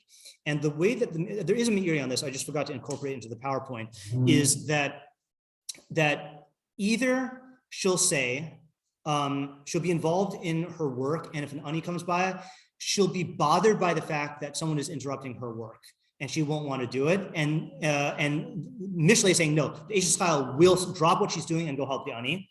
Or the non-Eishes Chayil will put in all this work to make something and to earn this money, and she won't want to part with the money because it's my money, I earned it. And no, she realizes that, look, God gave me this bracha of wealth, and like there is a mitzvah of tzedakah and a value of tzedakah, and if this person has needs, I'll fulfill it. And so it's like, and it's emphasizing that the same hands that she's using for her own work, for her own household, immediately goes and gives to the poor, no matter what. Like, and you hear stories about actual Eishes Chayil who did this, of like, that they barely have any, food for their own household, but anyone is welcome in their kitchen, and they'll provide, they'll provide meals for everybody. Like, they don't have that egocentric attachment, like in the Rambam's and Hillel Shvisas Yom Tov 6:17 or whatever it is, that, people who close off their Sudas Yom Tov from the poor and say, no, this is just my own simcha. And that's like, that's antithetical to the Torah's idea of true simcha and true tzedek. Yeah. It's the system of like a bias. Yeah. So in what sense is this the benefit of the bias to help people outside the bias? Good question. So in part, that's going to be answered later on when it talks about how the members of her household learn from her. but also there is no such thing as an isolated system, right? The bias system, there's concentric circles, right? The bias is part of a larger system, and there are priorities, like even halachically in tzedakah, you have to give to your family first, and take care of their needs, and then only after that do you go to the needs of the people in your ear and then outside of your ear. So how she apportions those two is a good question, which I don't think this is answering, but the well-being of the poor she interacts with and the larger society will affect her own household, and the actions of tzedakah that she does are going to affect how the people in her household relate to her, and it's going to affect her own midos as well. I was thinking to say that if she's setting up for somebody else's simcha, she's going to work just as hard. Right, as if she's that's a good setting up her example. own simcha. Right, that's a great example of that, right? And you can see just how, this is why, I at times, I think I might have erroneously said that Mishlei is the person who's just the product of Mishlei thinking, but Rabbi Moskowitz put the emphasis on it's second nature to her, like meaning that she's trained herself to the point where she naturally does this. And can you imagine how hard it is for someone, like in Fasel's example, to put in the same amount of energy into planning someone else's simcha than your own, but I'm just a part of the system the same way that this person is. And even though, again, there is a practical priority, but when she is helping others, she's going to relate to them as part of the system. Why should I deserve more than they do? Okay, next one is also two psukim that go together. I think they go together. Lo sira levesat mishaleg ki chol besat lavush shanim. She does not fear for her household on account of the snow. Ki chol besat lavush shanim. All of her household are clothed in crimson or scarlet wool, I think is the better translation. Marvadim asas Allah, sheish v'argaman lubusha. She makes elegant bed covers for herself. Her garments are a fine linen and dark red wool. This is the one that disproves, if you want to say the earlier wool and linen pasuk is like, oh, she uses simple fabrics. No, she does fancy stuff, So the question here is, what's with all this description? Like, this does seem like this description is a main part of the idea, just because that's the focus. And why is she making elegant bed covers and garments of fine linen and dark red wool? This was the most difficult pasuk to learn, and I actually don't know if this came from Rabbi Moskowitz or not, but the only commentary I found who really shed any light on this is the Meiri. He says, she isn't afraid on behalf of her household due to the coldness of the snow, because each and every member of her household is dressed in garments that are dyed in crimson, since the color of crimson, which is red, tiv'o l'chamim ma'od. Its nature is to provide ample warmth. Now, I don't know if this was a theory they had about dyes that they actually affect the color, but the way I understand this is like this. She not only does she think of the practical needs of herself and her household, but she takes into consideration their psychological needs as well. So when it comes to, let's say, dressing them warmly, there's the practical warmth, but then there's also the psychological feeling of being cozy and warm that she does by providing the right color, or it might be the right type of fabric, or making sure that they get hot chocolate when they come in, and similarly with herself is that even, Mishlei is not, Torah is not ascetic, right? It doesn't say that you should deny yourself, and Mishlei shows you how to enjoy life. She wants to have a fancy bedding and nice garments because she wants to look attractive, not because she cares what other people think. We'll see that later on. And not even because not because she values this per se, but there's a certain yishuv hadas that comes from having nice things. And she'll be willing to spend on that also because having that psychological equilibrium is beneficial for her and her household. So that's why I think the link between these two psukim are. Okay. Noda basharim ba'ala b'shivto im zeknei aretz. Her husband is known in the gates where he sits with the elders of the land being the leaders, the dayanim, the chachamim. So there, Rabbi Moskowitz, so again, this is another one where how is this about her, right? So the Fake Ibn Ezra says, the Zakanim,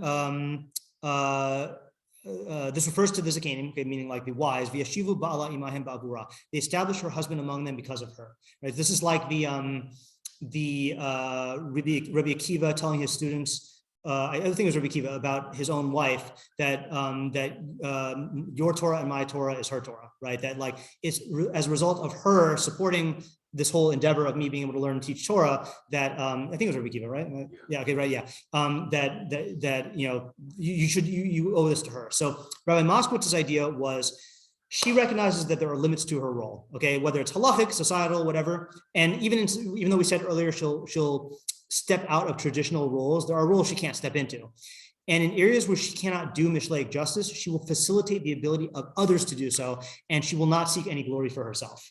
Okay, meaning her husband, she can't sit on the city, on the base din or whatever, so she will enable her husband to do that, even though he's in the gates doing this function and being publicly known for it, and she's behind the scenes. Rabbi Moskowitz gave the example of David HaMelech couldn't build a Beis Hamikdash, right? He was not permitted to, but he fully did everything in his power to support the whatever he could do so that Shlomo could build it. Or again, just because Feynman is on my mind, his sister Joan Feynman grew up as a girl under the impression that women could not be astronomers. So she said her dream as a girl was to be able to train in making the telescopic lenses to enable other people to see the stars, and like she was so lishma about astronomy that she realized, okay, I can't do this, but I'm going to facilitate the ability of the astronomers to do it. She did end up being able to do that though. So that's the Eishes Chayil. And again, this is very important because I think there are people who would they'll be confined by their own role and be like, oh, well, I can't do that. Well, then I don't have to think about that at all. But she'll find ways to facilitate that and to enable that and for the sake of the system. Okay, Sadin Asazabatim Kor Bachagor Nasna Laknani. She makes cloth and sells it and delivers a belt to the merchant. Okay, Kanani here does not mean Canaanite. It means that's a Stam thing, but they were called merchants. I guess someone said like the Phoenicians were like known as like traveling merchants, whatever. Rabag, was it? Oh yeah, right. All the way back then, even in the old times. Rabag says, Asher Asa Nasna Lasocher Lamochro Lo. The belt that she made, she gives to the merchant to sell it to him. In order that she should have wealth to buy whatever her heart desires. So the Meiri seems to be emphasizing that she has other streams of revenue for her own desires that are outside of the strict needs of the household. This is akin to what I was saying about the fancy clothing, that she has her own desires and her own needs, and she won't dip into the family treasury for that. She'll make sure that she has her own money to spend for her own stuff as well. But yeah. Could it also be that she's naturally going to be more attached to something that she toiled and made, and so if it's hers, she won't part with it. So she'll have to give it to someone else who's gonna. Right. In other words, if you have two belts and they're identical, but one you made with your own hands, and one you just got as a present or whatever. So to give up the present that you just got, give it Leya yoga, Leya. Right. Fine. Right. So you're saying the fact that she is able to do this. Right. That it shows that there's a certain psychological perfection, right? She's not attached to her own stuff. Yeah. Maybe also like instead of like just being dependent on someone else's income, there's like a certain I think there is a benefit generating your own income so you can be right. independent. Right. That's definitely quality. Right. That's definitely true. Right. There's the backup and the independence. We said in Rabbi Moskowitz's shiur that she reaps as much benefit from her talents as possible. Not only does she make cloth and clothing for the needs of her own household, which we've seen in the other psukim, but she also sells it to make additional profit. So again, this is another thing where Rabbi Moskowitz also wanted to say that giving it to the Kanani means that she's realizing the limits of her talent and her ability, that it would not be economically reasonable for her to become a traveling salesman to like sell this to other people. So she'll make it. She won't just provide for her household. She'll realize, I can make a profit from this, but she'll outsource it to the people who do this for a living and like have a business arrangement and sell it. And again, the person who's not an Eishes Chayil will be like, okay, well, I'm just making it for my household. That's it. Or I'm making it and I can't sell it. So no, she's going to look for every single resource that she can use to take advantage of this talent. Yeah. All this emphasis on like making clothes, is that just like because most housewives are I assume so. Yeah, I assume so. Yeah, now it's Bitcoin. No, I don't know what the modern equivalent is. Yeah. Okay. Oz v'hadar levusha v'tischach liyom acharon. Strength and splendor are her garments, and she lasts to the last day. Unclear whether the last day means the day of death or whether it just means like at a future time. Rabbi Moskowitz wanted to say that he seemed to be inclined that it's not about death, that she is secure in her decisions, accepting that the outcomes are not in her hands and her security is apparent to all. That was how he said it, that there are people who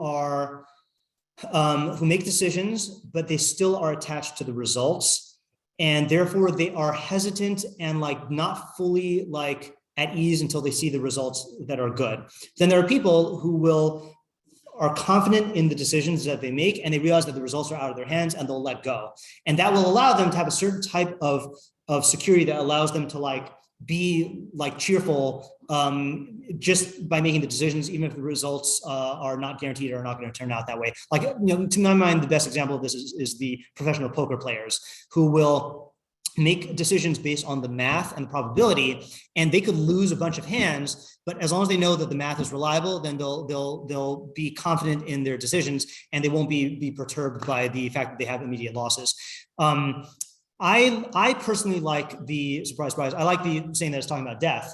And this is again borrowing from my high school curriculum here, my Koheles curriculum, showing my students one of my favorite paintings. The death of Socrates, right? So this is depicting a moment in the Phaedo where Socrates had been convicted of corrupting the youth, through philosophy, and he was being sentenced to die. And he has to take the hemlock and poison himself to death. And he basically uses that time and has a discussion with his students. And so the picture here, I'll describe it for those who can't see, is him with one hand making a point and doing wrist gestures and talking to his talmidim about philosophy, and with the other hand grabbing the goblet with the hemlock, and the people there, the executioner is crying. I think this person who looks like a man is his wife. She's crying. And the idea here is that if you are truly secure in your lifestyle and you're truly gaining fulfillment from it, you're going to be able to be happy even on the threshold of death. In other words, if you told Socrates, hey, Socrates, you're going to die, and he just said, boo-hoo, boo-hoo, and he's sitting there crying, that's just wasting valuable time that he could be using to learn, right? Why would he do that? No, of course, he's going to use his, up to the last moment, he's going to be talking about philosophy with his students, and he's going to be talking, well, okay, let's talk about death. Let's talk about what happens with this. So she lives that way, and because she's living to her fullest, she's not afraid of death, and she's able to be fully present in the lifestyle that she's living, even if death is around the corner. There's no energy. And also she realized you can't escape death. It's impossible to escape death. And doesn't have her energy caught up in this fantasy that I can like live forever. She realized, okay, everyone dies at some point. So that's a much higher level. I do question whether this is within the Mishleic tzaddikus or if this is transcending into like the Tehillim area, not sure. Okay, her mouth opens with wisdom, and the law, teaching, or system of kindness is on her tongue. Rabbi Moskowitz said, a person's speech reflects their thoughts and values, and her thoughts and values are nothing but chachma and chesed.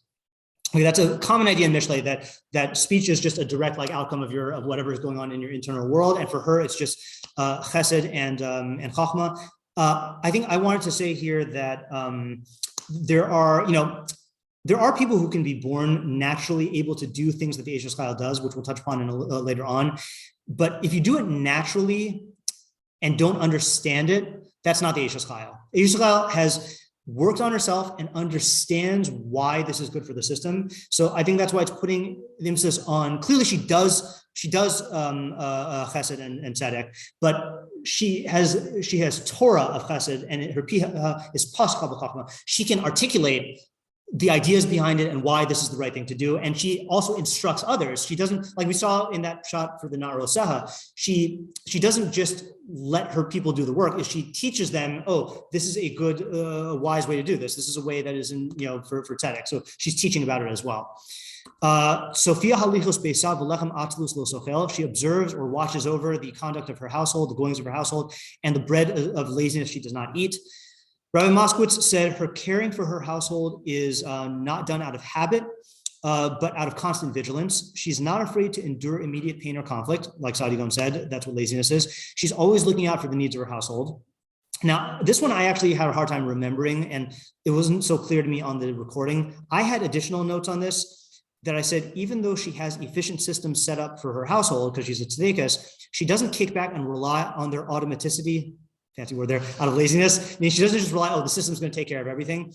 She's constantly monitoring and tweaking her system as needed based on the ever-shifting circumstances and particulars. So because she's a tzedekis and she's doing what's good for the system, she will think in terms of systems, but the peril of thinking in terms of systems is you lose sight when things on the ground change, and you think that, oh, well, the system worked, so it's going to keep on working. But no, she does both. She is she sets up systems, but she's Sophia Halifos Besa. She's always looking around, and when things change, then she shifts. Again, in education, this happens all the time, where like, the powers that be or the teachers don't realize like kids are different these days, and like they need different strategies, there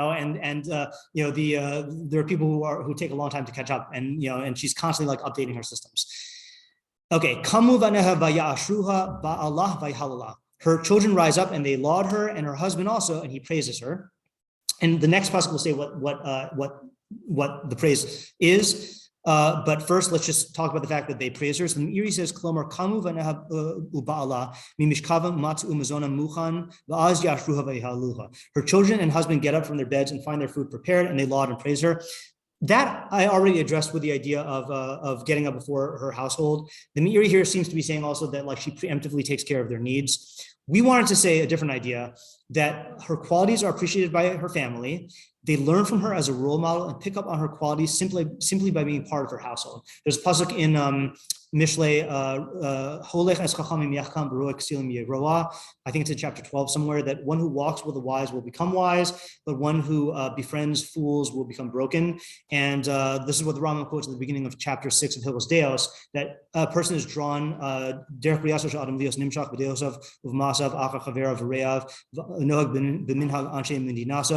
that a person by nature is drawn after the ways of his comrades and friends, and he will end up emulating the behavior of the people around him. And he says, therefore, you need to surround yourself with chachamim and tzaddikim and distance yourself from Rishayim. So there is an effect of just hanging around certain people, and then you'll pick up on the way that they operate. And I think we gave this explanation because we were trying to explain, like, isn't everyone going to praise her? So what unique praise will her household have that other people can't have? And that's that they've benefited just by being raised in a household with an Eishes Chayil, that they've learned from her. They certainly benefit from the good that she does. That's what the Meiri explained. But we wanted to say that this is, I think, an extension of the Torah's chesed and the systems that she uses, is that they'll see like what it means to live a life of Mishlei, and they'll praise her for that. Also, it's like, it is easy for children to take it for granted how good, the good things that their parents do. And the fact that she is in a household where they're talking about Mishlei and Chachma and Tzedek means that her children will be more in tune with like the fact that this is like an actual perfection and a decision that you do that you can develop. So not just like, so they won't take it for granted as much. Okay, so this is what her husband says. Rabos banos asu chayil. Many daughters have acted with chayil, but you have surpassed them all. At least al kulana. You've transcended above them. So we said here that there's a difference between someone who naturally has the qualities of chayil and someone who worked on herself to achieve chayil in all the areas of her life. So the emphasis here is Rabos Banos Asu Chayil. You can do chayil actions. Okay, there are women who are naturally attuned to the psychological needs of their household, or there are women who naturally want to, let's say, like break gender roles, and like do things that our society doesn't accept. And there are people who are not flighty in their emotions. But to do this consciously and consistently in all areas of your life, to be chayil is a perfection that not everyone has. Which is this whole Sefer Mishlei and all of Eishes Chayil. It's to embody all these qualities.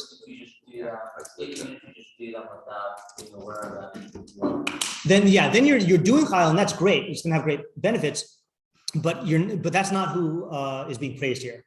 The person who's being praised here is someone who has actually worked on herself to attain these perfections. In all areas. Yeah, right. But like the effect of it, so the effect of it, let's put it this way. The effect of it will be in proportion to how many areas of your life you do it in.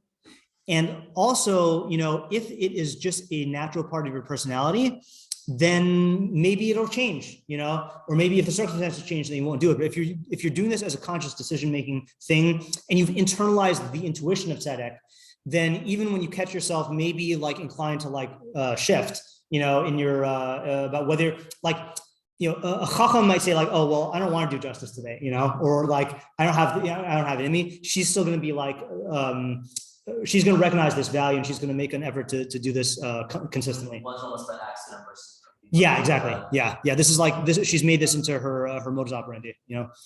Okay. Last two psugim. Sheker hachein v'heva hayofi. Isha yiras Hashem hi sisala. Charisma, I think, is the best translation for chein here. Chein means other things in a good sense, but here it's being used in a bad way. Okay, we do say chein is good, but here it's bad. Heva hayofi, and beauty is futile or transient. Isha yiras Hashem hi sisala. But a woman who fears Hashem, she should be praised. Now, yiras Hashem means many different things, right? You can have the yiras Hashem in the lowest level of yiras onesh, of just fear of punishment. You can have yiras Hashem on the highest level, like in the Rambam Yesodei Torah, of seeing the Chachmas Hashem in the universe, and then seeing that you're just a small part, a small creature. Omed b'das kalamuta lifnei tamim deos. Appreciating your place in the entire universe. Mishlei's definition of yiras Hashem is I jumped the gun.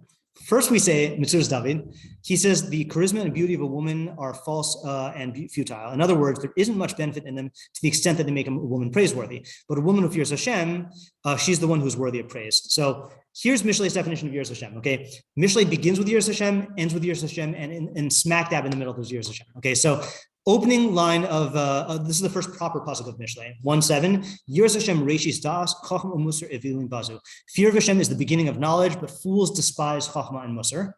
Okay, the end of Mishlei is our reference to yiras Hashem, but the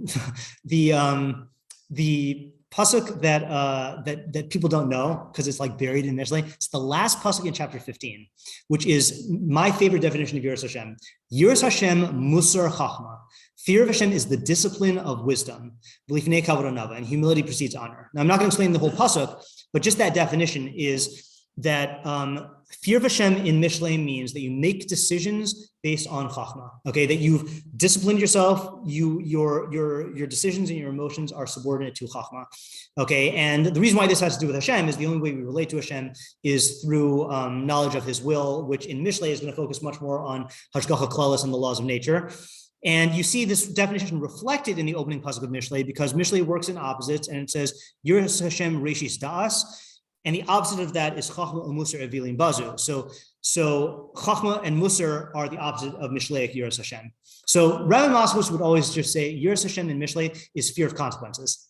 Okay, that's how he expressed it. But I think I always try to explain it in a way that incorporates Hashem in here, is that Hashem is the source of reality, and is ultimately everything is subordinate to His will. And the first stage of perfection of that, as in decision making, is to realize I am subject to the laws of nature. I'm subject to consequences, and Mishlei cultivates that awareness.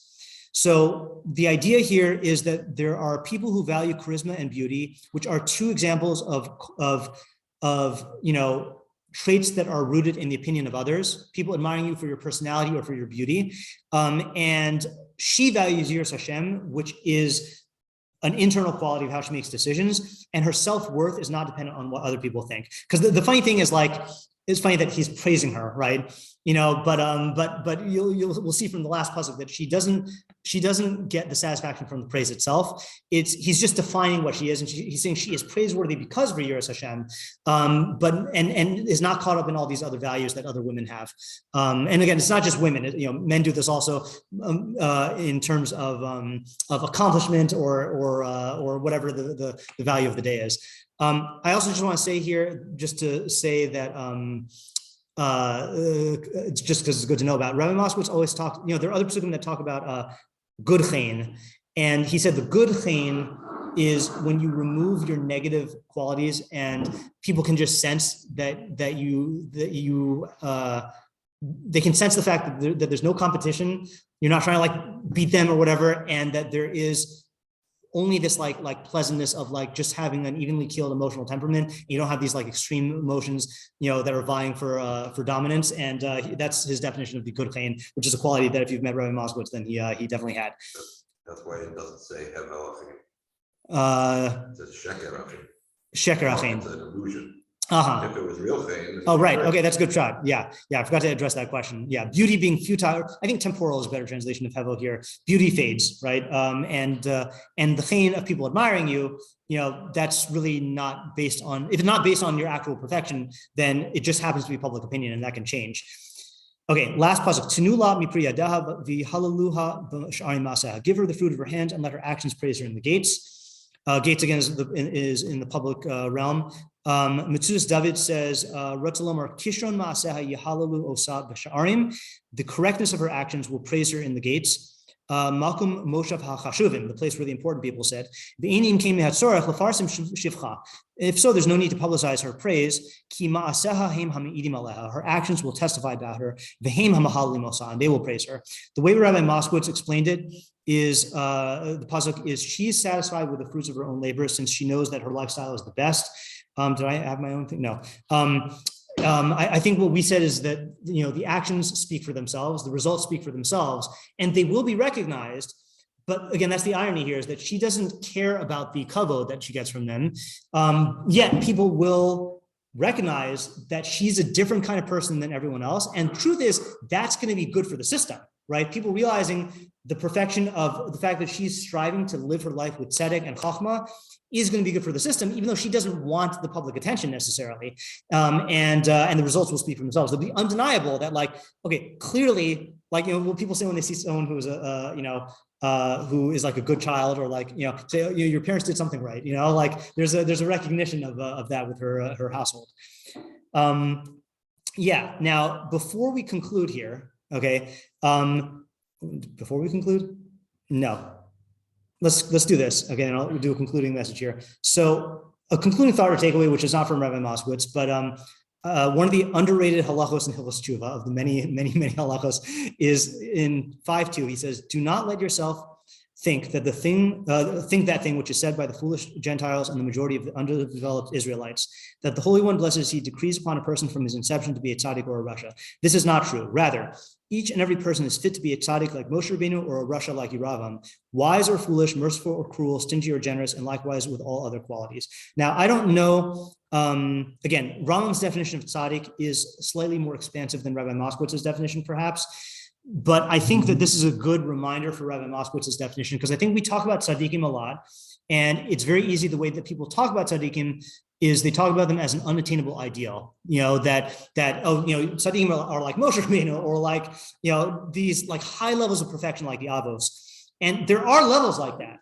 But one of the things I think I got from Rabbi Moskowitz over the years of Mishlei is seeing how within reach this halacha is that everyone can become a tzaddik just by learning and practicing Mishlei. And the only way to do it is on the pasuk by pasuk basis. You got to learn each pasuk, starting with, developmentally starting with the chachamim, but even ideas about tzaddikim, and you just get that idea clear, and that idea clear, and that idea clear. And like Rabbi Moskowitz says, don't try to change, just get the ideas clear, and over time it will naturally affect you. And you see people learn. Rabbi Moskowitz's line was, he says, "I've got grandmas who learn Mishlei with me once a week, and just learn Mishlei with me once a week, for years, and they become perfected just from the once a week exposure to Mishlei." And it's just that slow and steady, rejected pearl idea, that if you just learn Mishlei and get a sense of what Mishlei tzedek is, you will start to see the benefits of acting this way, and you'll start to implement it in different areas, and then it will become second nature. And it is within all of our reach to become Mishlei tzaddikim, but you gotta learn it and spot it also. That's the thing. That's why these real world examples are so important, because if it just remains, Sadigon explains that the reason why Shlomo uses mashalim is because the intellect can understand the idea, but unless you speak to the emotions in their language, then your emotions won't change.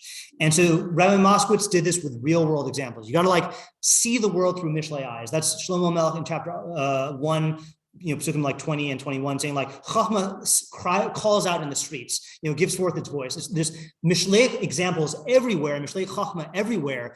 And the more you learn Mishlei, there's going to be a symbiotic relationship between your learning and you're seeing the examples. And then the examples will inform your learning, and going back and forth and back and forth. And then you'll eventually take on these qualities yourself. And I just want to conclude by saying that, I said this in the beginning, this was one iteration of learning Mishlei with Rabbi Moskowitz, and the fun part is you get to then later on, whenever, go along until you forget these ideas, and then you learn on your own. And try to approach it using the same derech, and see what you come up with there, or maybe come up with a different derech, or maybe apply it to the derech nisser. I mean, that's the adventure with learning Mishlei with Rabbi Moskowitz, is just infinite Mishlei all the time, and just accumulating these ideas. And that was the tzedek that he did in the world. One of the many things that he did for tzedek is spreading the goodness of Mishlei. I will take questions at the end. I just want to end at 12:30 officially, which is right now. I've told several people about this, but I want to formally announce, just to get the word out there. My plan for 2023 to 2024 is, I mentioned several times within this year that Rabbi Moskowitz and I spent years trying to write a book. We never actually got to the writing stage. It was always just in the learning stage. But I would like to try to write our book on Mishlei. I might want to write 2 books. I might want to write 1 book on Mishlei for adults, and I might want to try to start a children's series, because I think it would be so beneficial to have a series where, at a level where children can understand, you see how Chacham makes a decision and how a fool makes a decision, and you see it play out in terms of the results. And it could be a series because there are so many psukim in Mishlei. It could be paired with ideas for the parent to be able to understand this and to apply it. So this is one of my goals for this coming year. And if you'd like to contribute, either by helping with, there's a lot of Mishlei shiurim that I mentioned. I have 428 Mishlei shiurim from the last 3 years in YBT that, unfortunately, I was not able to take notes. So even if you want to listen to Mishlei shiurim and locate where we said the ideas so that I can go and listen to them, or if you want to donate, I have no idea what this is going to cost. I've never done a book before, or if you just are interested in giving your feedback, or if you have connections in publishing, let me know. And that's going to be the project. I want to try to take Mishlei global, whatever that means. And this is part of that. Because I think it's a crime that people don't learn Mishlei, and Rabbi Moskowitz had such a good approach to Mishlei that everyone can benefit from. And I just want everyone to benefit from it. Okay, that's the end of this year. If there are any questions, I'll take questions. Yeah, Ariel. Yeah, okay, so I haven't learned, every single paragraph. Neither have I. So it seems like from, Eishes Chayil, the end of Mishlei, Yeah. I wonder, and I don't know, I wonder if it's almost like a summary of taking the main points. Yeah, that is how we view it. Yeah, that's I didn't say that clear enough. It's the graduate of Mishlei, and it's a portrait of if you complete the Mishlei program, this is how you will turn out. Yeah. Yes. I remember another idea that I remember because I told it to other people, and that the reason the woman is because she represents the complete happy, like Rabbi Moskowitz used to always say that a person who's beginning to be a tzaddik will always be in conflict, but the complete graduate of Mishlei will be completely not in conflict, like a tzaddik gamur. And so that's why the woman in the house is the perfect example to represent that complete happiness and peacefulness. Yep, definitely. Yeah, definitely easier to say than he's a successful businessman. Easier to see. Yeah, exactly. So it's much more meaningful. Yep. Application. Yeah. Okay. Any other questions or comments? What age children do you have in mind? I don't know the first thing about teaching children. I know teaching teenagers really well, but children I don't know, and that's going to be part of the question of where would we aim? I gotta I know someone in the children's book industry. So what was that? Racket. I don't think she would refer to it that way, but so I gotta consult the experts. You gotta get a good illustrator. Yeah, yeah. That'll make it. Yeah. So, but I'm open to feedback. I don't know what That's another question I have. Is with both of these books, is this going to be for Jews or for everybody? I'm not sure, or both. Maybe two. Yeah. Okay. All right. Thanks for coming, everybody. Thank you. Thank you. Thank you, Rabbi Schneeweiss. Thank you.